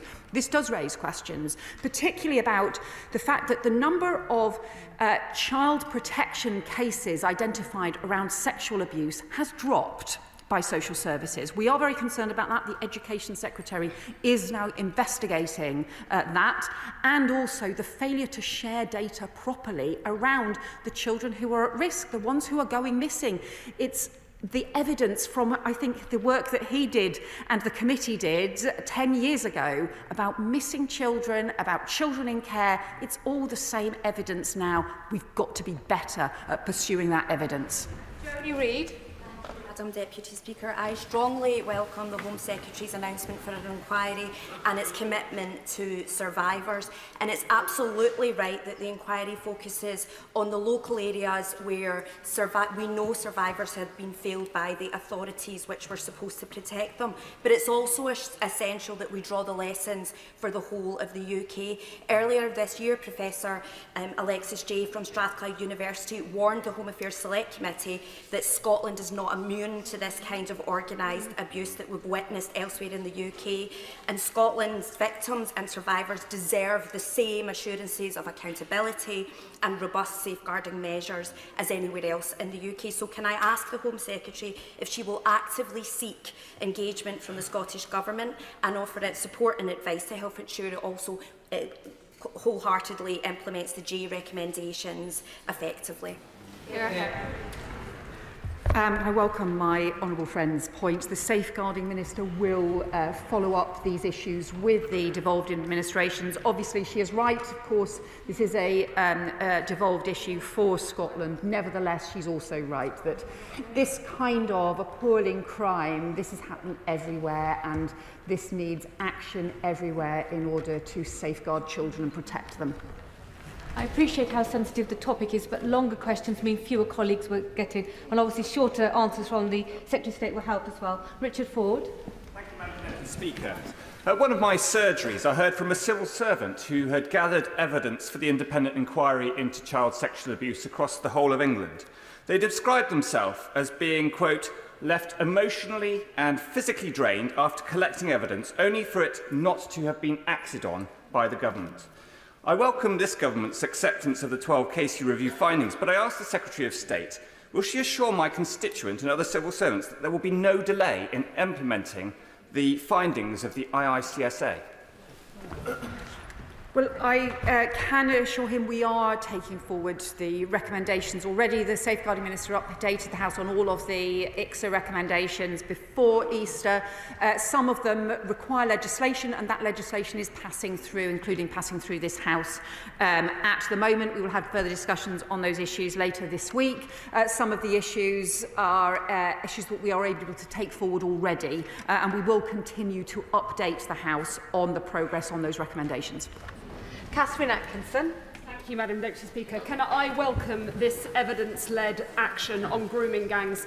It takes courage to come forward and share deeply traumatic experiences. So will the Home Secretary confirm that this inquiry will build on the evidence and recommendations already collected over previous inquiries, investigations and reports, including the last national inquiry, which in 2022 produced this 200-page report specifically on grooming gangs and looked at over 400 recommendations that had prior to that already been made? And crucially, will she ensure that there is no delay to the action this government is already taken to bring perpetrators to justice, to stamp out these vile crimes and to protect our vulnerable children? I agree with my honourable friend. We need to ensure that the 2-year inquiry into child sexual exploitation that was conducted as part of the Professor Alexis J review, those recommendations, we have agreed to implement all of those recommendations, and one of those on the aggravated sentencing for grooming offences we are taking forward as part of the Crime and Policing Bill. We are also introducing similar parallel arrangements for online abuse, because that online grooming as well, which obviously has escalated and accelerated since Professor J's work, we also need to make sure we're taking action on. Thank you, Madam Deputy Speaker. My Hillingdon constituents have seen the work over many decades the local authority has had to deal with child sexual exploitation and trafficking arising from Heathrow. One of the issues arising when I led the Local Government Association's response on this, when these cases first came to light, was the sharing of information. So will she assure the House that following this inquiry she will upgrade the status of the working together guidance, and in particular make sure those bodies accountable to the Home Office, like the police, understand and take it as seriously as other bodies do, so we don't see people falling through the cracks between agencies? I welcome the honourable member's points on this. Baroness Casey's review does identify that sexual exploitation is a central part of trafficking and modern slavery as well. And I do also agree with him about the importance of the sharing of information. It's these basic things that just time and again everybody says the right words and then it just doesn't happen in practice. So we need the laws to change, but we also need systems to change to make it easier to share that information. We will take that forward both in policing and as part of the work that my honourable friend, the Education Secretary, is doing, so that it's much easier for them to share that information. We're introduced. Thank you. Deputy Speaker, does my right honourable friend agree that there was no vote previously on whether or not to have a national inquiry into grooming gangs? The vote was about having the safeguards of the Children's Wellbeing and Schools Bill. And following the independent inquiry into child sexual abuse and the 200-page, which dealt specifically with grooming gangs, this government was right to have the local inquiries and to have the rapid national audit. And now that Baroness Casey has recommended a national inquiry into grooming gangs, the party opposite should be working with us for the sake of the victims, rather than attempting to score political points as the leader of the opposition did. Well, Baroness Casey's audit that was conducted in just 4 months, but looked at some of the issues in considerable detail, but also sets out really the fact that we have had these 16 years of different reports and inquiries. That does include some of the issues around the 200-page report that he refers to and other reports as well. The crucial thing is that we need action. So victims and survivors need answers, and we need to pursue serious failings wherever they are found, but we've also got to make sure that when recommendations are made, that they are implemented. Minister Meddy. We welcome the Government's statement today and hope it will lead to concrete, properly funded actions. In February, Applied Cymru amendments called on the Welsh Government to work with police forces on an all-Wales audit of child abuse cases across Wales, and it was backed unanimously. What concrete steps have been taken between the Welsh and UK governments since the passing of that vote to bring justice to these victims?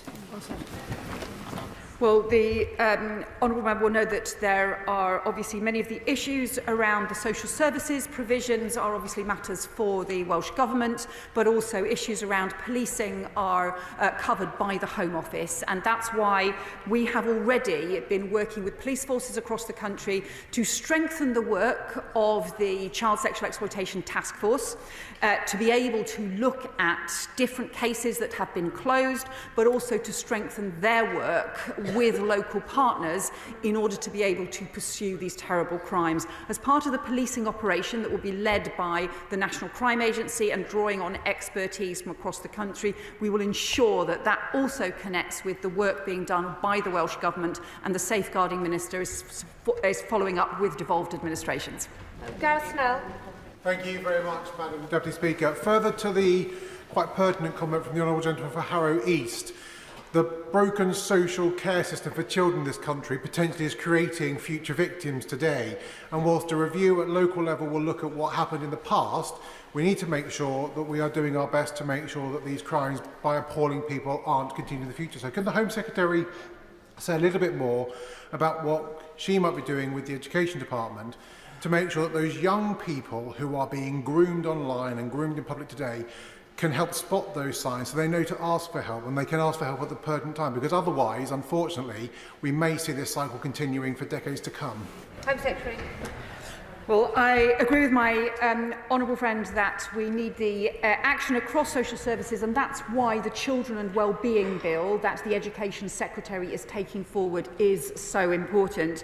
The issues around the online grooming and the online exploitation are immensely important, and that is both about the abuse that stays online, often forcing children to get involved in the most appalling abuse and acts by that online blackmail and coercion, but also the way in which it's being used to provoke offline, to lead to then offline physical abuse and contact abuse as well.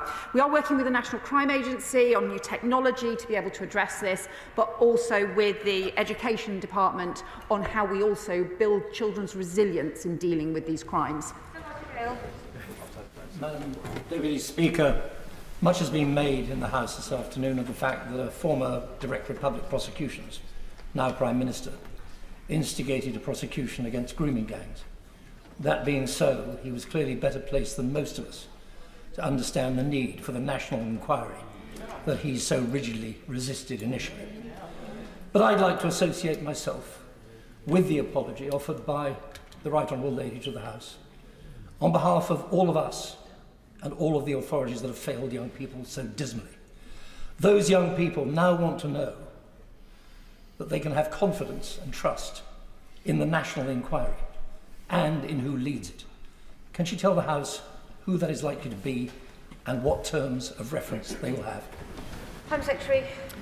The terms of reference will be set out in due course. We have not yet appointed or determined the chair for the national inquiry, and we will do so and set that out for the House. But can I also welcome his response on the issue about national apology for over historic and current the challenges that have been led to victims just being let down through very many years. And I think his response echoes the way in which the whole House came together in 2022 around a similar support for victims as well. Jason. Thank you, Madam Deputy Speaker. I welcome the Casey report and the new actions outlined by the Secretary of State today. I specifically welcome the requirement for collection of ethnicity and nationality data. The report refers to different and changing models and patterns of abuse. The Secretary of State will be aware there has been historic allegations involving grooming and sexual abuse of Sikh girls. So will she ensure that the requirement to collect ethnicity and nationality data extends to victims so that we can once and for all see the evidence for any model of this kind that exists? Secretary. My honourable friend raises a very important issue about victims, and very often victims in many communities he's talked about, Sikh girls, not feeling confident to come forward and feeling the sense of shame that prevents young people being able to ask for help when they need it. It's essential, therefore, that we strengthen the ethnicity data around victims as well as around perpetrators to make sure that victims and survivors in all communities get the support and safeguarding they need. Nick Timothy. Thank you, Madam Deputy Speaker. The official document published online by the government says the national inquiry will only, quote, coordinate a series of targeted local investigations. How many local investigations will the inquiry coordinate, and will it cover the whole of England and Wales? Yes or no? Secretary. The decisions about which areas are looked into and how many will be matters for the Commission. We envisage the Commission lasting for 3 years. I know the Leader of the Opposition suggested 2 years. We think it will need around 3 years to be able to pursue the scale of work that is needed. I think it is right that the final decisions are ones for the Commission, for the Independent, for the National Inquiry itself. It will be able to look anywhere that it wants to across England and Wales and be able to pursue the evidence wherever it sees fit. Sam Carling. Thank you very much, Madam Deputy Speaker, and can I thank the Home Secretary for the robust measures that she's laid out today.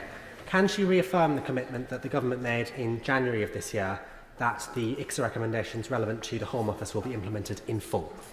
Home Secretary. Yes, I can. That work is either completed or well underway. Al Pinkerton.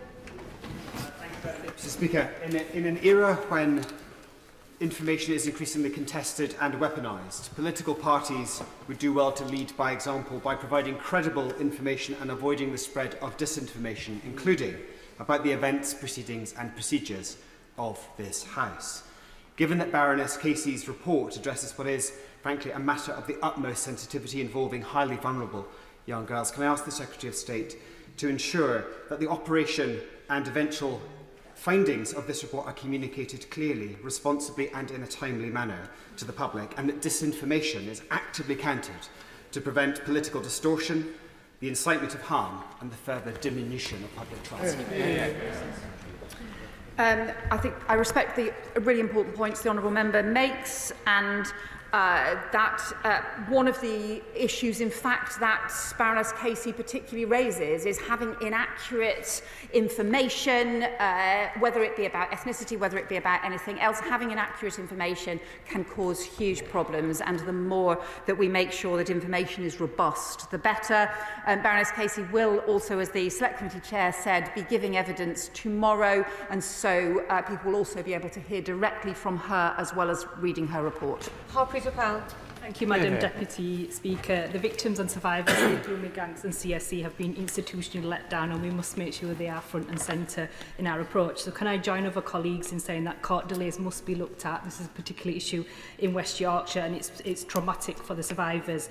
And can I just mention Baroness Casey reports on the Smith algorithm which West Yorkshire Police developed, which brought hundreds of people in scope as victims and survivors and helped prosecution rates. So can I ask that best practice is shared? Home Secretary. Yeah, Baroness Casey was impressed by the work that West Yorkshire Police had done using what they call the Smith algorithm. It's included in her report, which looks at just risk factors, looks at children missing from home, or repeated missing episodes, children in care, children missing from school, and areas where there were high risks, and use that in order to identify people who might be victims of child grooming and sexual abuse and exploitation, and then to pursue that evidence. And it's because they have done that that they have had a series of effective and successful prosecutions that have put perpetrators behind bars. And I join my honourable friend in welcoming that work they have done. Joy Morrissey. Thank you, Madam Deputy Speaker. I'd like to ask the Home Secretary, Madam Deputy Speaker, about the Sikh community that has come forward about historic sexual and child sexual abuse of Sikh women. And what they have said is these Sikh girls, when they came to the local authority, when they came to the police, when they've come, they were told, even by the media, that it was an ethnic problem, that was an Asian problem.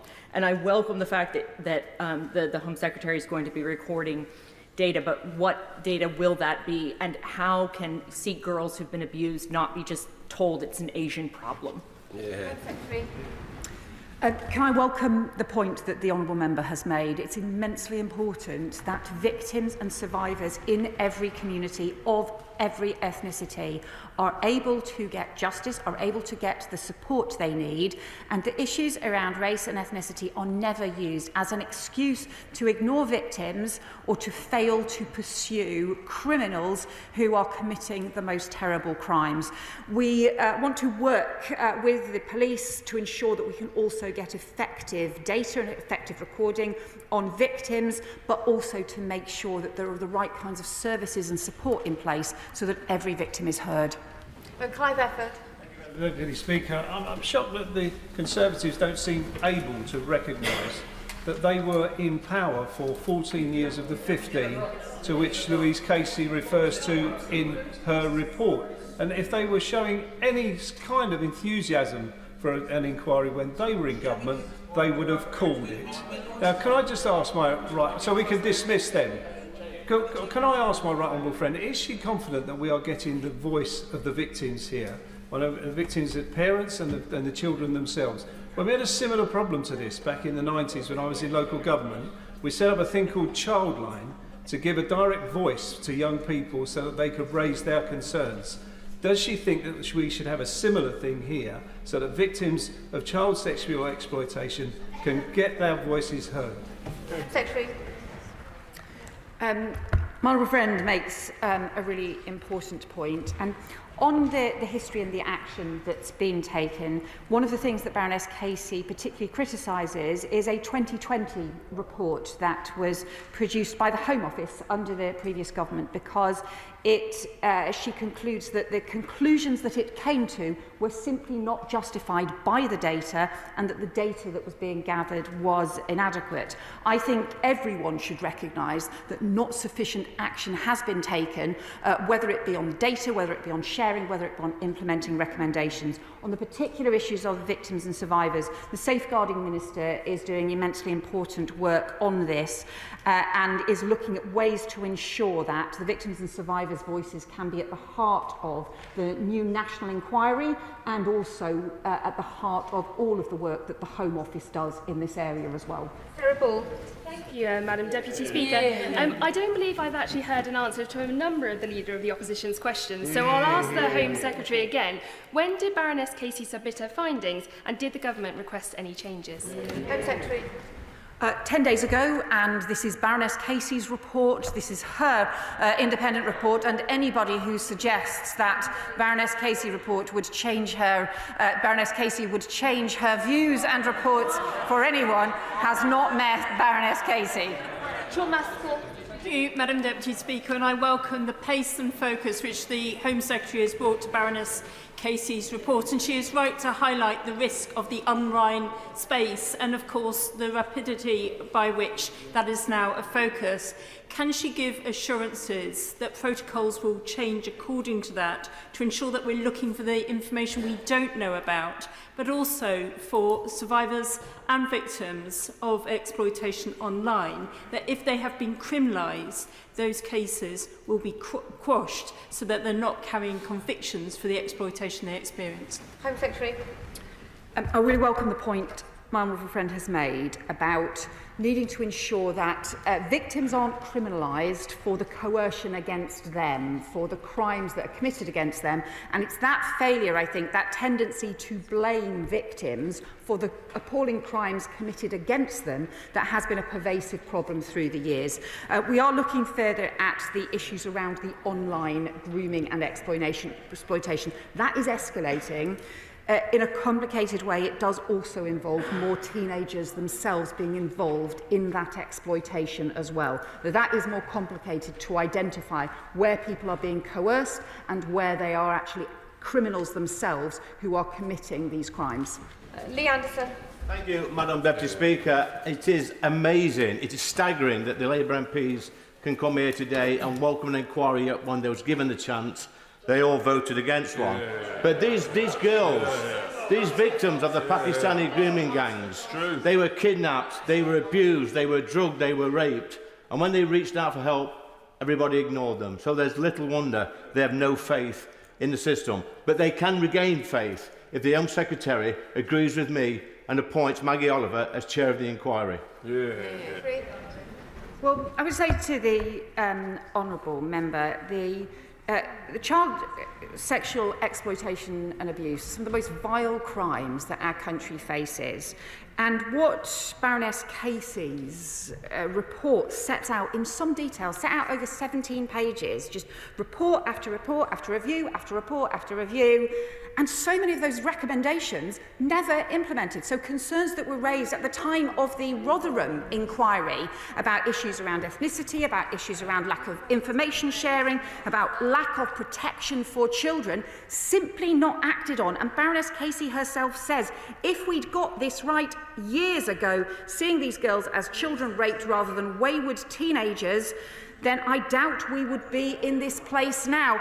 He was a member of the previous government that did fail to do this, and I would hope that he would agree that actually successive governments, successive agencies across the country have failed to act on this, and we need to make sure that there is a proper independent inquiry, as well as, most crucially of all, the action by police to take the operations that will bring perpetrators to justice and put them behind bars. Patricia Ferguson.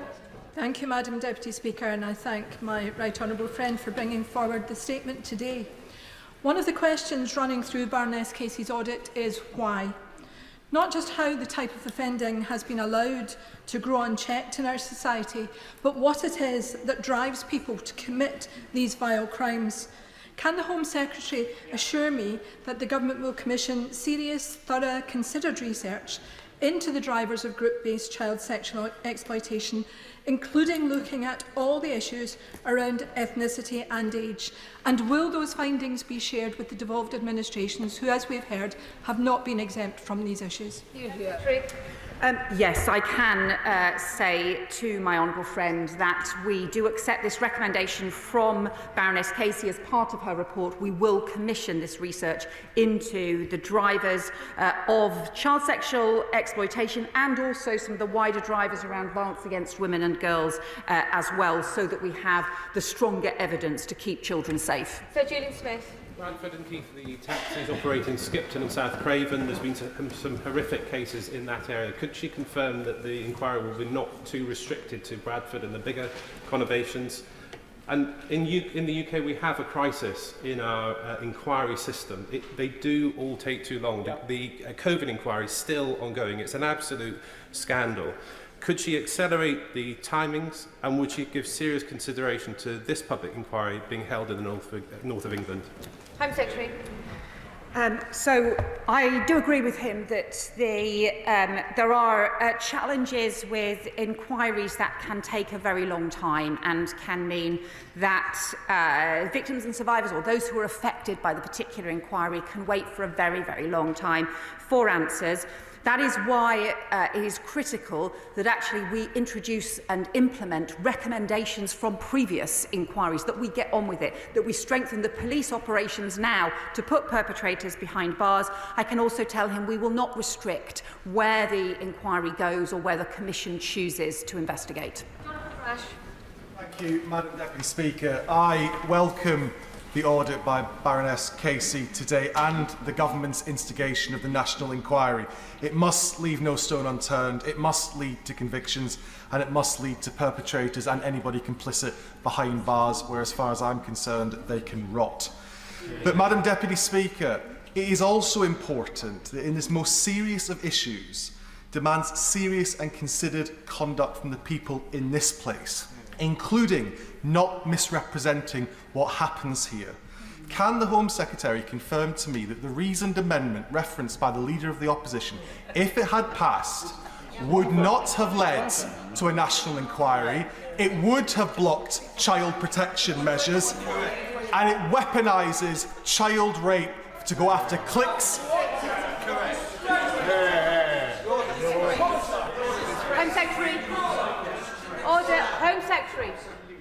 Well, I think we want to see action taken across the board in order to make sure that children are protected and also to make sure that recommendations are introduced. The Children and Wellbeing Bill that the party opposite voted against is the opportunity to implement two of the recommendations made in Baroness Casey's audit and in her report, and is right that we should be able to implement those changes in order to strengthen the protection of children and to keep young people safe. Sir Alex Shalbrook. Thank you, Madam Deputy Speaker. I welcome a lot of what the Home Secretary said today, and she keeps referring to institutional failures. Now, in Bradford in 2020, a little girl, Star Chamber, was murdered by her mother's partner. And evidence came to light from neighbours, etc., and from social services that it was dismissed because they were feared of being accused of being homophobic because it was a lesbian couple. I've had issues in my constituency since the last election where worried about other labels that social workers may get. They have a tick box and leave the child at the bottom. So may I ask the Home Secretary that we don't lose sight that there is an institutional failing about people being afraid to offend one group or another, and often losing sight of the fact that the child is the most important part in this care service. Home Secretary. So crime is crime, and the safety of children should always be paramount, whatever the circumstances, and we always need to pursue the evidence. It's why the mantra around policing is to pursue the evidence without fear or favour, and that is the standard that British policing has long applied, and it is the approach that we always have to take to children's safety wherever issues or concerns are raised. Jazz Athwell. Thank you, Madam Deputy Speaker. And can I also put on record my thanks to Baroness Casey and the Home Secretary, the first Home Secretary in 16 years to come here with an independent review. These girls, now women, were abused, traumatised, and then re-traumatised again by a system that did very little to protect them or help them get justice. We should always put the lives and safety of young girls in front of any political concerns, and for that reason, I welcome today's decision. Would the Home Secretary lay out how predators and those who denied victims justice will be held accountable following this inquiry? Home Secretary. Well, it's clear that we need to ensure that recommendations are implemented. One of the conclusions that the Baroness Casey audit comes to is it says, the timeline set out above, and this is the history of failed reports in the past, shows a pattern of case after case of offending that is prosecuted, reviewed, and then recommendations for improvement made and repeated, but not followed through. We become so used to hearing about these issues that they become more about justifications for failures than problems that need to be fixed. We have to make sure that these problems are fixed. Greg Stafford.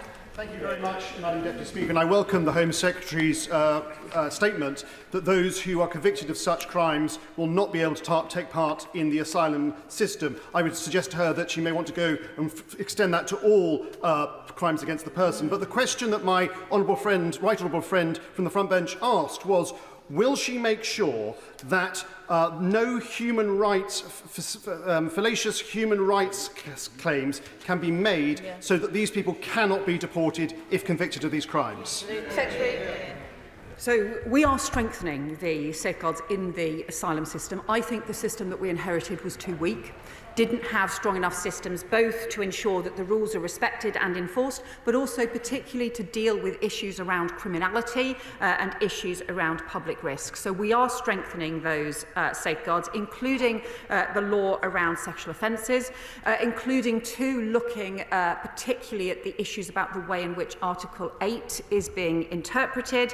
And also, we are strengthening public protection arrangements. So if there are any issues raised by the police or by others about any safety risk for anybody in the asylum system, we are bringing in new arrangements to ensure that there are joint public protection agreements and arrangements between the police and immigration enforcement to ensure that people can be kept safe. Laura Kirk-Smith. Deputy Speaker, and I welcome the clarity and the focus on action that the Home Secretary has brought to the House today. I spoke this morning to the father of a young woman in my constituency who was the victim of child sexual exploitation. He thinks this is the right way forward, but his concern and mine is for the victims and the survivors whose trauma will be opened up again by this process. As he put it, when you open Pandora's box, you've got to have the tools to deal with whatever comes out. Can the Home Secretary say more about the tools that she will put in place to support the survivors at the heart of this? Secretary. My honourable friend makes a really important point, because I think too often victims and survivors have been asked to tell their story, often to multiple different agencies, and then have seen no action, and it simply strengthens the distress that they feel. 7,000 victims and survivors gave evidence to the independent inquiry on child sexual abuse. So we will work closely, and the Safeguarding Minister will work closely as we draw up the arrangements for the National Inquiry to keep victims and survivors in our minds. We need to make sure that they do have support, and that the points that she has raised on behalf of her constituent, for them and for their families, are properly taken seriously. Khan. Thank you, Madam Deputy Speaker. Can I welcome the Home Secretary's statement, in specific allowing the NCA to head this operation with other partner agencies, of course working across all regions. As a barrister, I've spoken to many NCA officers and law enforcement officers. One criticism which is consistent is that they do not have enough resources. This is going to be an enormous investigation up and down the country. Will the Home Secretary assure this House that they will not be limited to resources which they need in order to complete this investigation? Home Secretary. Well, we have already provided some additional resources for policing to be able to undertake the assessment and the identification of cases that were closed that need to be reopened, or where other lines of inquiry need to be followed up. He will know too that the National Crime Agency already does immensely important work through Operation Stovewood around South Yorkshire, and also through the work that it does on online child abuse. What we need to do is to bring all the different programmes of work closely together, involving both the National Crime Agency but also the new Centre for Public Protection that we are setting up as well, which will be about setting new standards across the country and roll out the national operating model that all forces can then follow. Dixon. I'd like to start by commending the Home Secretary for the dignified way in which she gave her statement and her apology to the victims and survivors of sexual exploitation and grooming gangs for past failures. I'd like to associate myself with her apology. Madam Deputy Speaker, I welcome that the Government have accepted the recommendations of Baroness Casey's rapid audit and the announcement of a national criminal operation to pursue and convict perpetrators. Justice for victims of these horrific crimes must always be our top priority. West Yorkshire Police have taken a proactive approach to securing justice for victims. As recently as January of this year, 8 men have been given jail sentences of nearly 58 years for multiple sexual offences against 2 children in Keighley in the 1990s. Will she join me in commending the work of West Yorkshire Police in bringing perpetrators of these vile crimes to justice? Well, my honourable friend is right to highlight the work of West Yorkshire Police. They have done pioneering work to find new ways to identify victims who may be at risk, to follow the evidence where you have repeat missing cases, and then also to be forensic and determined in the pursuit of action. They have, and I would commend the work of the Assistant Chief Constable as part of this too, and it is learning from the work that they have done that we want to make, following Baroness Casey's recommendation, a central part of the national criminal operation. Dr Neil Shastri-Hurst. Thank you very much, Madam Deputy Speaker. And the sexual exploitation of vulnerable children in this country is a stain upon our society. But the victims don't just want to have the truth out, they want transparency. And with that in mind, can the Home Secretary confirm that the government didn't ask Baroness Casey to change any elements of her report? Yes or no? Home Secretary. This is Baroness Casey's independent report. The whole point about asking somebody like Baroness Casey to do an independent report is that you know that she will come to her own conclusions, not anybody else's. As you will see, it has Baroness Casey's forthright style, forthright conclusions, and I think she will make clear in her evidence tomorrow at the Select Committee that these are her conclusions. And Eldridge. Thank you, Madam Deputy Speaker. I want to pay tribute to victims, survivors and campaigners. I am 40 years old, and it has taken me to be 40 to be able to talk about some of the abuse that happened when I was a child. As one of the countless victims living with the impacts of grooming, sexual and psychological abuse, I found it galling to watch Tory and Reform members who never once lifted a finger. No, you didn't. You didn't. You didn't. Not one finger. Order. Shh. You didn't. You're talking through the chair. Quick question. There are many colleagues hoping to contribute. And appointing themselves as defenders of abuse for political gain.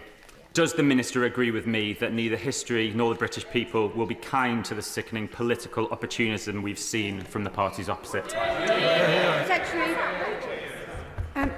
Can I thank my honourable friend for speaking out about his experiences, because to speak out as a victim of child abuse in this way is immensely difficult, and I think everyone should listen to what victims and survivors have to say. Can I thank him for speaking out, because by doing so he provides strength and inspiration for other victims and survivors across the country, and I pay tribute to him for doing so. He is right that this should be something that everyone can agree on, because it's about the protection of children, it's about the tackling of serious crime, and I would hope that is something that all of us can do with respect and together. Julie Lewis. Well, I hope something else we can all agree on is our admiration for former Labour MP Anne Cryer, who back in 2003, which was only 5 years into a 13-year-long Labour government, exposed what was going on and was disgracefully smeared as a racist for doing so. So let us belatedly make an apology to her and thank her for her courage. So I do thank the my former honourable friend, the MP Anne Cryer, because I think she did speak out and she did stand up for children who were being abused. And it's because of that that I recognise, as part of the response that I made to the 2022 child abuse inquiry, and also again today, that this has been historic failure over very many decades. But just as I recognise that historic failure, and that should be historic failure that everyone recognises, I hope he will persuade his front bench to also recognise the historic failure and to also take some responsibility. It's really sad that the Leader of the Opposition did not choose to respond and to join in the historic apology that in 2022 was a cross-party apology involving the former Home Secretary. I'm really sorry that she chose not to today. Pierce. Thank you, Madam Deputy Speaker. I'd like to very much welcome the Home Secretary calling a national inquiry. I'm particularly taken with Baroness Casey's first recommendation that children must be seen as children.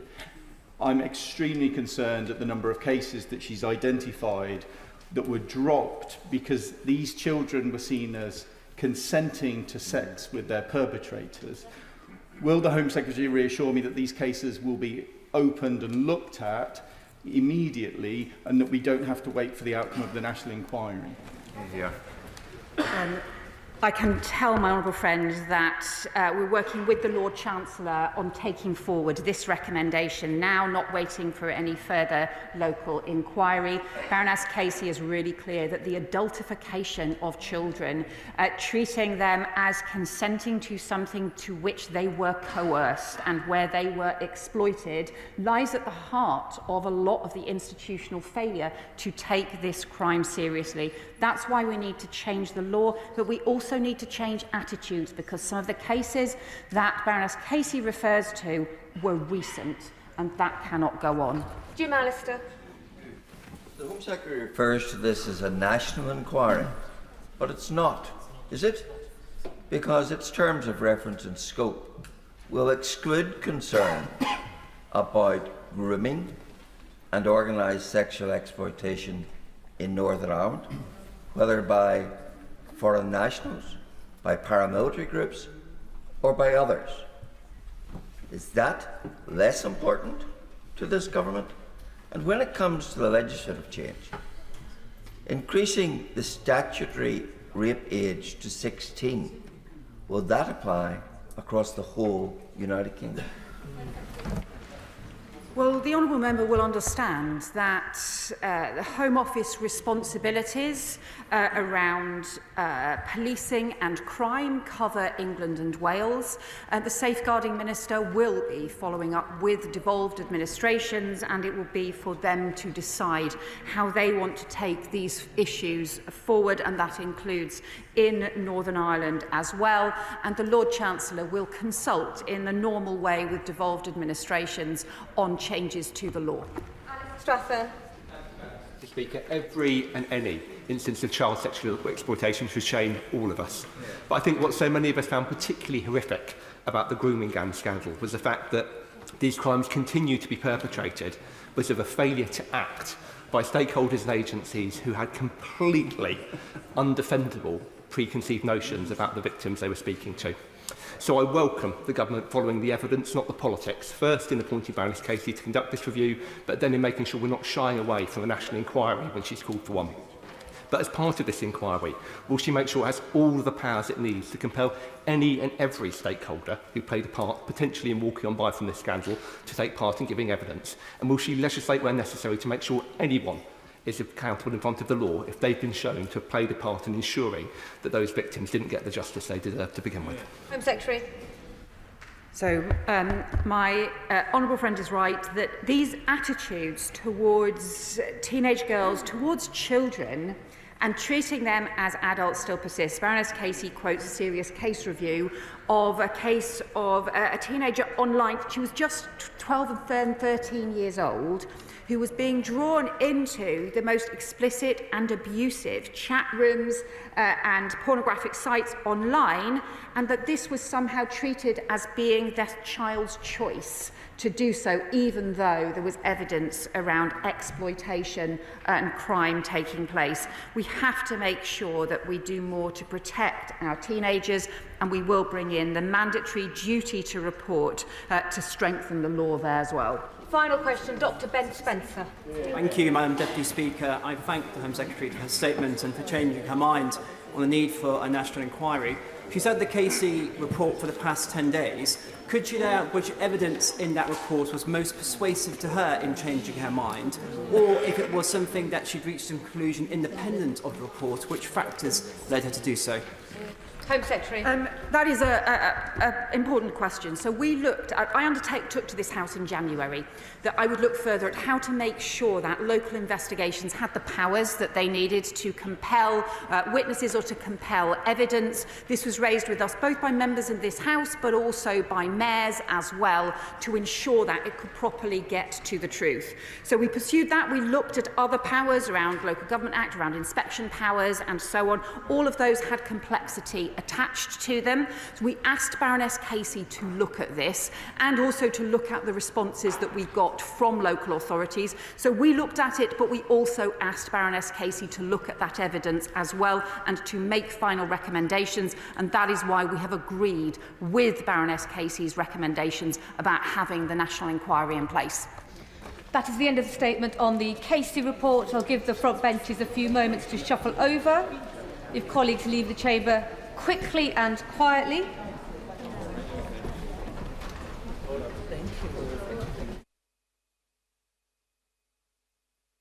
Now come to the statement on Iran-Israel conflict, and I call the Foreign Secretary, Sir David Lammy. Foreign Secretary. With permission, Madam Deputy Speaker, I will remind the House that the Foreign Office has been responding to two crises this past week. My honourable friend, Minister Faulkner, will update the government's extensive effort to assist those whose loved ones lost their lives in Thursday's devastating Air India plane crash.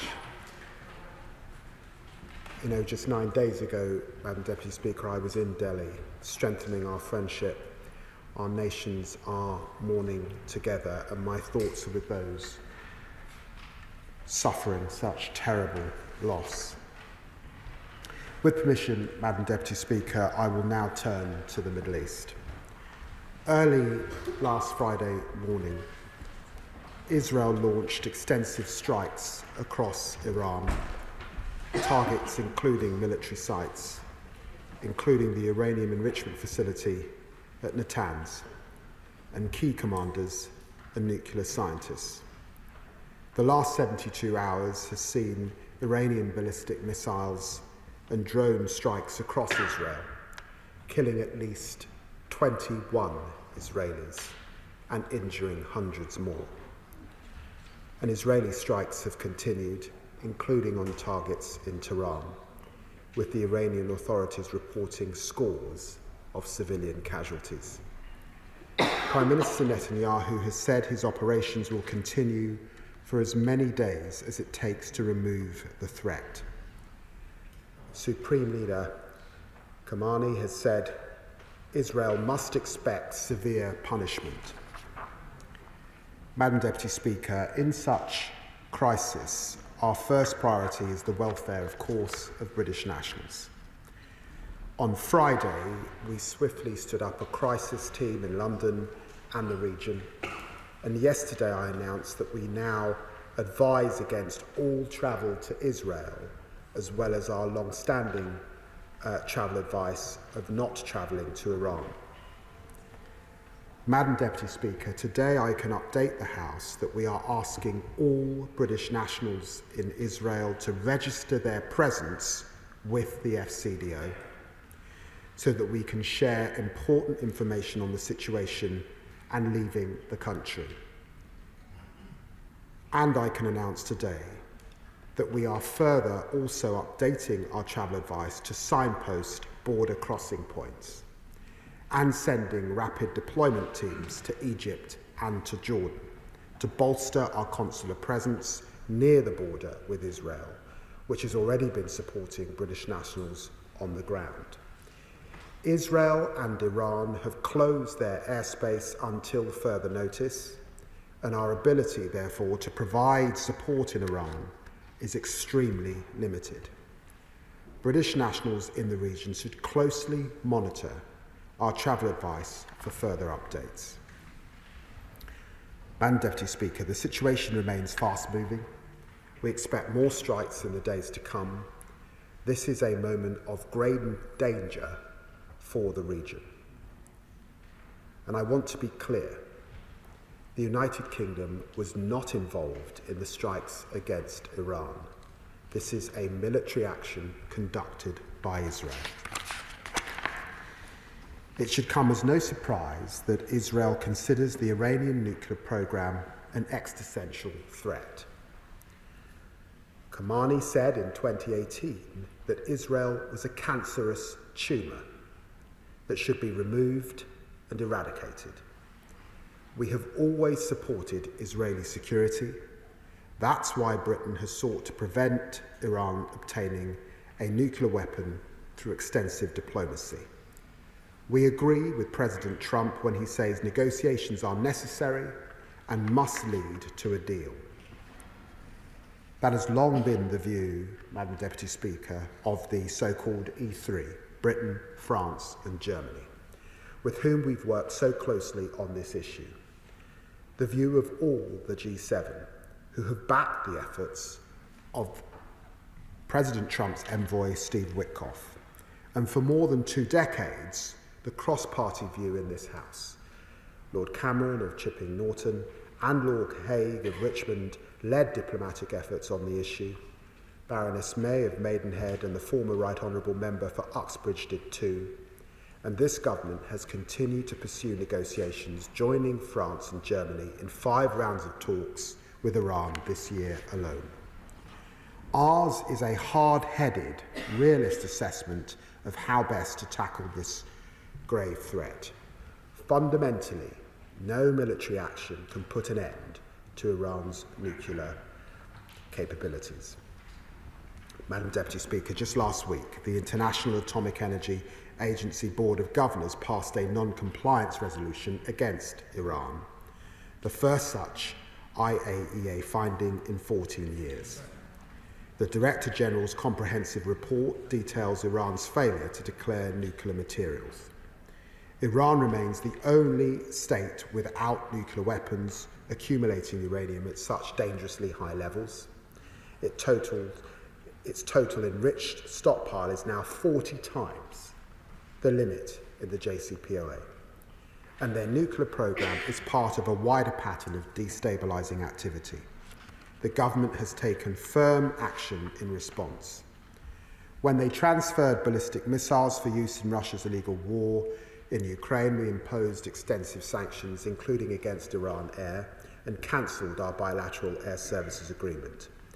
In the face of unacceptable IRGC threats here in the UK, with some 20 foiled plots since 2022, the Crown Prosecution Service has for the first time charged Iranian nationals under the National Security Act. And we've placed the Iranian state, including the IRGC, on the enhanced tier of the new Foreign Influence Registration Scheme. Madam Deputy Speaker, a widening war would have grave and unpredictable consequences, including for our partners in Jordan and the Gulf. The horrors of Gaza worsening, tensions in Lebanon, Syria and Iraq rising, and the Houthi threat continuing. That's why the government's firm view, as it was last October in the ballistic missile attack on Israel, is that further escalation in the Middle East is not in Britain's interests, nor the interests of Israel, Iran or the region. There are hundreds of thousands of British nationals living in the region, and with Iran a major oil producer and 1/5 of the total world's oil consumption flowing through the Strait of Hormuz, escalating conflict poses real risks for the global economy. As missiles rain down, Israel has a right to defend itself and its citizens. But our priority now is de-escalation. Our message to both Israel and Iran is clear. Step back, show restraint, don't get pulled ever deeper into a catastrophic conflict whose consequences nobody can control. Madam Deputy Speaker, the Prime Minister chaired COBRA on the situation last Friday and spoke to Prime Minister Netanyahu, President Trump, and Saudi Crown Prince Mohammed bin Salman. He is now, of course, at the G7 summit in Canada, discussing with our closest allies how to ease tensions. And the government has deployed additional assets to the region, including jets, for contingency support to UK forces and potentially our regional allies concerned about the escalated conflict. In the last 72 hours, my honourable friend, the Minister for the Middle East, and I have been flat out trying to carve out space for diplomacy.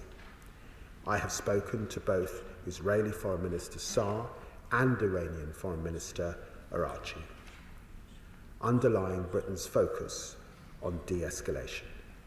I have also met with the Saudi Foreign Minister Prince Faisal. I've had calls with US Secretary Rubio, EU High Representative Kallas, and my counterparts from France, from Germany, from the United Arab Emirates, Qatar, Oman, Jordan, Turkey, and Iraq. These conversations are part of a collective drive to prevent a spiralling conflict. Madam Deputy Speaker, this new crisis has arisen as the appalling situation in Gaza continues. This weekend, hospitals in Gaza reported over 50 people were killed and more than 500 injured while trying to access food. This government will not take our eye off the humanitarian catastrophe in Gaza. We will not stop calling for aid restrictions to be lifted and an immediate ceasefire, and we will not forget about the hostages. This morning I met with Yvette Cooper and her family, whose courage and dignity in the face of Hamas barbarism was a reminder of the plight of those still cruelly held in Gaza. We will not stop striving to free the hostages and end the war. Madam Deputy Speaker, our vision remains unchanged. An end to Iran's nuclear program and destabilizing regional activity, Israel secure in its borders and at peace with its neighbors, a sovereign Palestinian state as part of the two-state solution. Diplomacy is indispensable to each of these goals. Britain will keep pressing all sides to choose a diplomatic path out of this crisis. I commend this statement to the House. Shadow Foreign Secretary Dame Priti Patel. Thank you, Madam Deputy Speaker. These are deeply dangerous times, and as the Foreign Secretary has already said, last week's IAEA report makes it abundantly clear that Iran's nuclear program has grown, with their stockpile of enriched uranium passing 400 kg and being enriched to 60%, which it has widely been noted is a level unprecedented for a state without nuclear weapons and beyond the need for any civilian use. The IAEA Director General also stated that Iran's actions and failure to cooperate has led to a significant reduction in the agency's ability to verify whether Iran's nuclear program is entirely peaceful. We share those concerns, and the reasons why Iran must never obtain nuclear weapons are clear. The Iranian regime is a prolific state sponsor of terrorism, with a stated intention to annihilate the world's only Jewish state. Given these concerns and the clear threat Iran poses, not only to Israel, but to the wider regional stability, Israel has the right to act in self-defense to degrade Iran's nuclear infrastructure. As well as posing a threat to Israel, Iran poses a direct threat to the United Kingdom and our interest. The Minister for the Middle East stated in April in a written parliamentary answer that Iran's nuclear program has never been more advanced and threatens international peace and security. And earlier this month, the Strategic Defence Review stated that Iran's escalating nuclear program presents a risk to international security and the global non-proliferation architecture. With that in mind, can the Foreign Secretary tell us what discussions he has had with the IAEA and give us his assessment on how close Iran was to having nuclear weapon capabilities that could strike Israel and our interests in the region? Given the report from the IAEA earlier this week, what direct bilateral discussions have government ministers had with their Israeli counterparts on this matter in the last few days prior to the action that was undertaken last week? He has spoken about conversations since the strikes commenced on Friday, but what discussions took place in the days preceding? Can the Foreign Secretary update us on the discussions with our partners in the region before the strikes on Friday? And since, for example, what discussions he's had with our friends in Bahrain in light of the ceasefire agreement and with Jordan in light of the previous airspace violations by Iran? Are these discussions purely diplomatic or do they cover defensive military planning? Last week on the 10th of June, during his statement, the Middle East minister said that they were in contact with the Israeli government that day. As that was after the IAEA report on the 9th of June, can the Foreign Secretary say during those discussions whether the nuclear threat from Iran and the IAEA assessment was discussed, or were they discussed in other matters? We also know from recent statements from the minister that relations between this government and Israel have become strained since last July. So what message does the Foreign Secretary have to all those who are concerned that constructive dialogue and diplomacy with Israel is not taking place? And with British nationals in Israel and the wider region, what efforts are underway to expeditiously help those who want to return to the UK to come back? And while the Foreign Secretary cannot rightly give operational details to the House, can he confirm if contingency plans have been updated recently for the evacuation of British personnel and assets from Iran? At the G7, will the Prime Minister be having substantive bilateral discussions with President Trump on this matter? On Iran's strikes at Israel, these are indiscriminately targeting civilians, and the whole House should condemn Iran for doing this. The UK has previously supported Israel in defending them from missile and drone attacks. So can the Foreign Secretary confirm if the UK has offered military intelligence and other forms of assistance to our Israeli allies in countering these attacks from Iran? The German Chancellor has offered this and is providing assistance to Israel. Has the UK made such an offer too? It is right that UK military capabilities have been increased in the region over the weekend. So can the Foreign Secretary tell the House whether he's prepared to take any retaliation, prepared to tackle any retaliation from Iran and its proxies, including the Houthis? Madam Deputy Speaker, although Iran's nuclear capabilities have been degraded, they are, as we know, in regular contact on nuclear issues with China and Russia, and have been for some time. Has the Foreign Secretary assessed the involvement of Russia and China that it may have had in supporting Iran's nuclear program to get to where it is today? Is he concerned that they will support Iran to rebuild their capability with materials and expertise following Israel's actions? And is he looking at applying sanctions, new sanctions, to constrain Iran's ability to rebuild, advance and accelerate their nuclear ambitions? Turning to the direct threats that Iran poses to our soil, the Foreign Secretary has rightly mentioned the plots foiled, the recent attacks, the recent arrests, and putting Iran on the enhanced tier of furs. Can he give an assurance about work taking place across government over the last few days, including with the Home Office, the police, counter-terrorism operations and intelligence services, to tackle any retaliation that Iran, the IRGC, and those acting on its behalf might direct towards us? Has the threat risk level been reassessed? Is extra support being provided to secure synagogue schools and parts of the Jewish community in the UK? We all want to see peace and stability in the region where Iran, who is responsible for so much bloodshed, is now taking place. So can the Foreign Secretary finally update the House on the ongoing steps being taken to secure the return of the hostages from Hamas captivity, the work to get more aid into Gaza, and efforts to bring about a sustainable ceasefire? Foreign Secretary. Well, I'm very grateful to the Shadow Foreign Secretary for her remarks, the cross-party support that I sensed in her remarks, and for the questions that I will certainly endeavour to answer. She asks about our contact with the IAEA. I can confirm that I spoke to the Director Grossi just a few days ago, and certainly before the action last week, and discussed his report. She asks what the latest is on that, and she will know that the assessment was that the enriched uranium stockpile was now standing at 8,413 kilograms, more than 40 times the JCPO limit.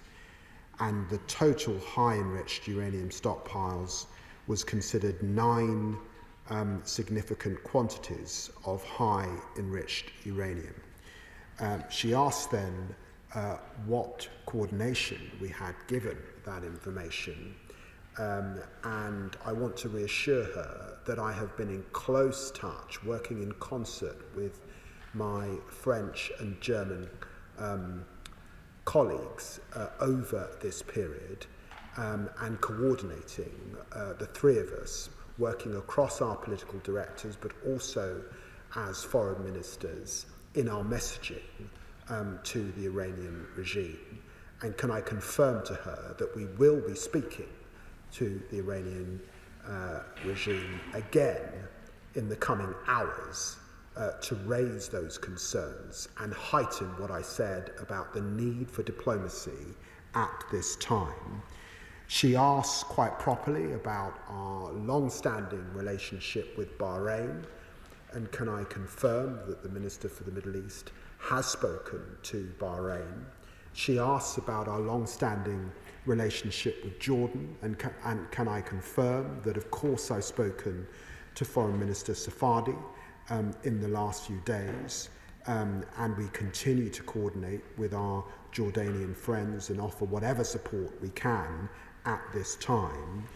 She asks obviously about our ongoing relationship with Israel. She will know that our relationship with Israel remains a complex and intense one, and as she would expect, I have spoken to Foreign Minister Saar on numerous occasions, and of course spoke to him again. He was in a bunker when I spoke to him on Saturday, separated from his family.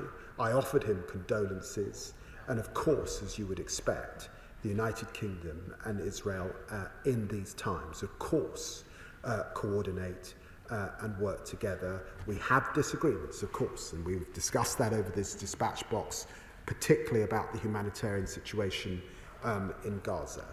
But we recognise that there are many Israelis, as we speak, in their bunkers, that there have been 21 casualties over this last period and over 500 people injured.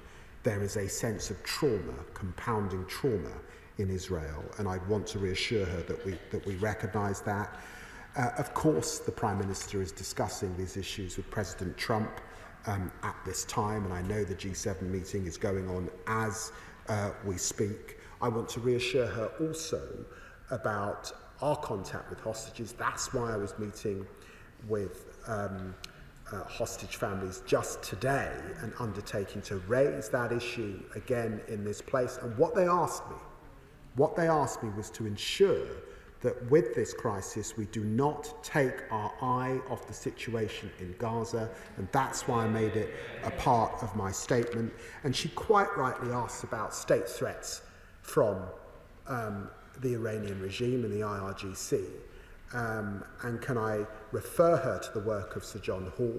He has found gaps in our legislation framework in relation to how we deal with these state threats. I'm pleased about the arrests that have been made recently, but we will be coming forward with the appropriate legislation on dealing with state threats from the IRGC in the coming months. Select Committee Chair Dame Thornbury. Thank you very much, Madam Deputy Speaker. It's completely understandable that Israel feels threatened by a bellicose neighbour with uranium mines and a nuclear programme. But the rest of the world is unanimous in saying that the way to deal with Iran is through discussion, negotiation and a nuclear agreement. Madam Deputy Speaker, there once was such a deal, thanks to the extraordinary efforts of Baroness Cathy Ashton, amongst others. But that deal was derailed by President Trump, egged on by Israel.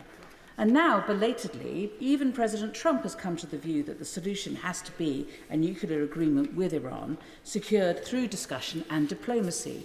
And yet in the middle of that, Israel has decided that the solution is a regional war. Does the Foreign Secretary agree that Britain must remain firm with the rest of the world, urging both Israel and Iran to step back from a conflict? Military action can only predict one thing. It will not stop the Iranian nuclear program, but it will ensure the deaths of innocent victims on both sides. Foreign Secretary. Well, she's right to put on record our thanks to former EU High Representative Baroness Ashton for all her work to get that GCPOA agreement. And it was also the work of the previous government and successive leaders in the party opposite that worked to secure that agreement.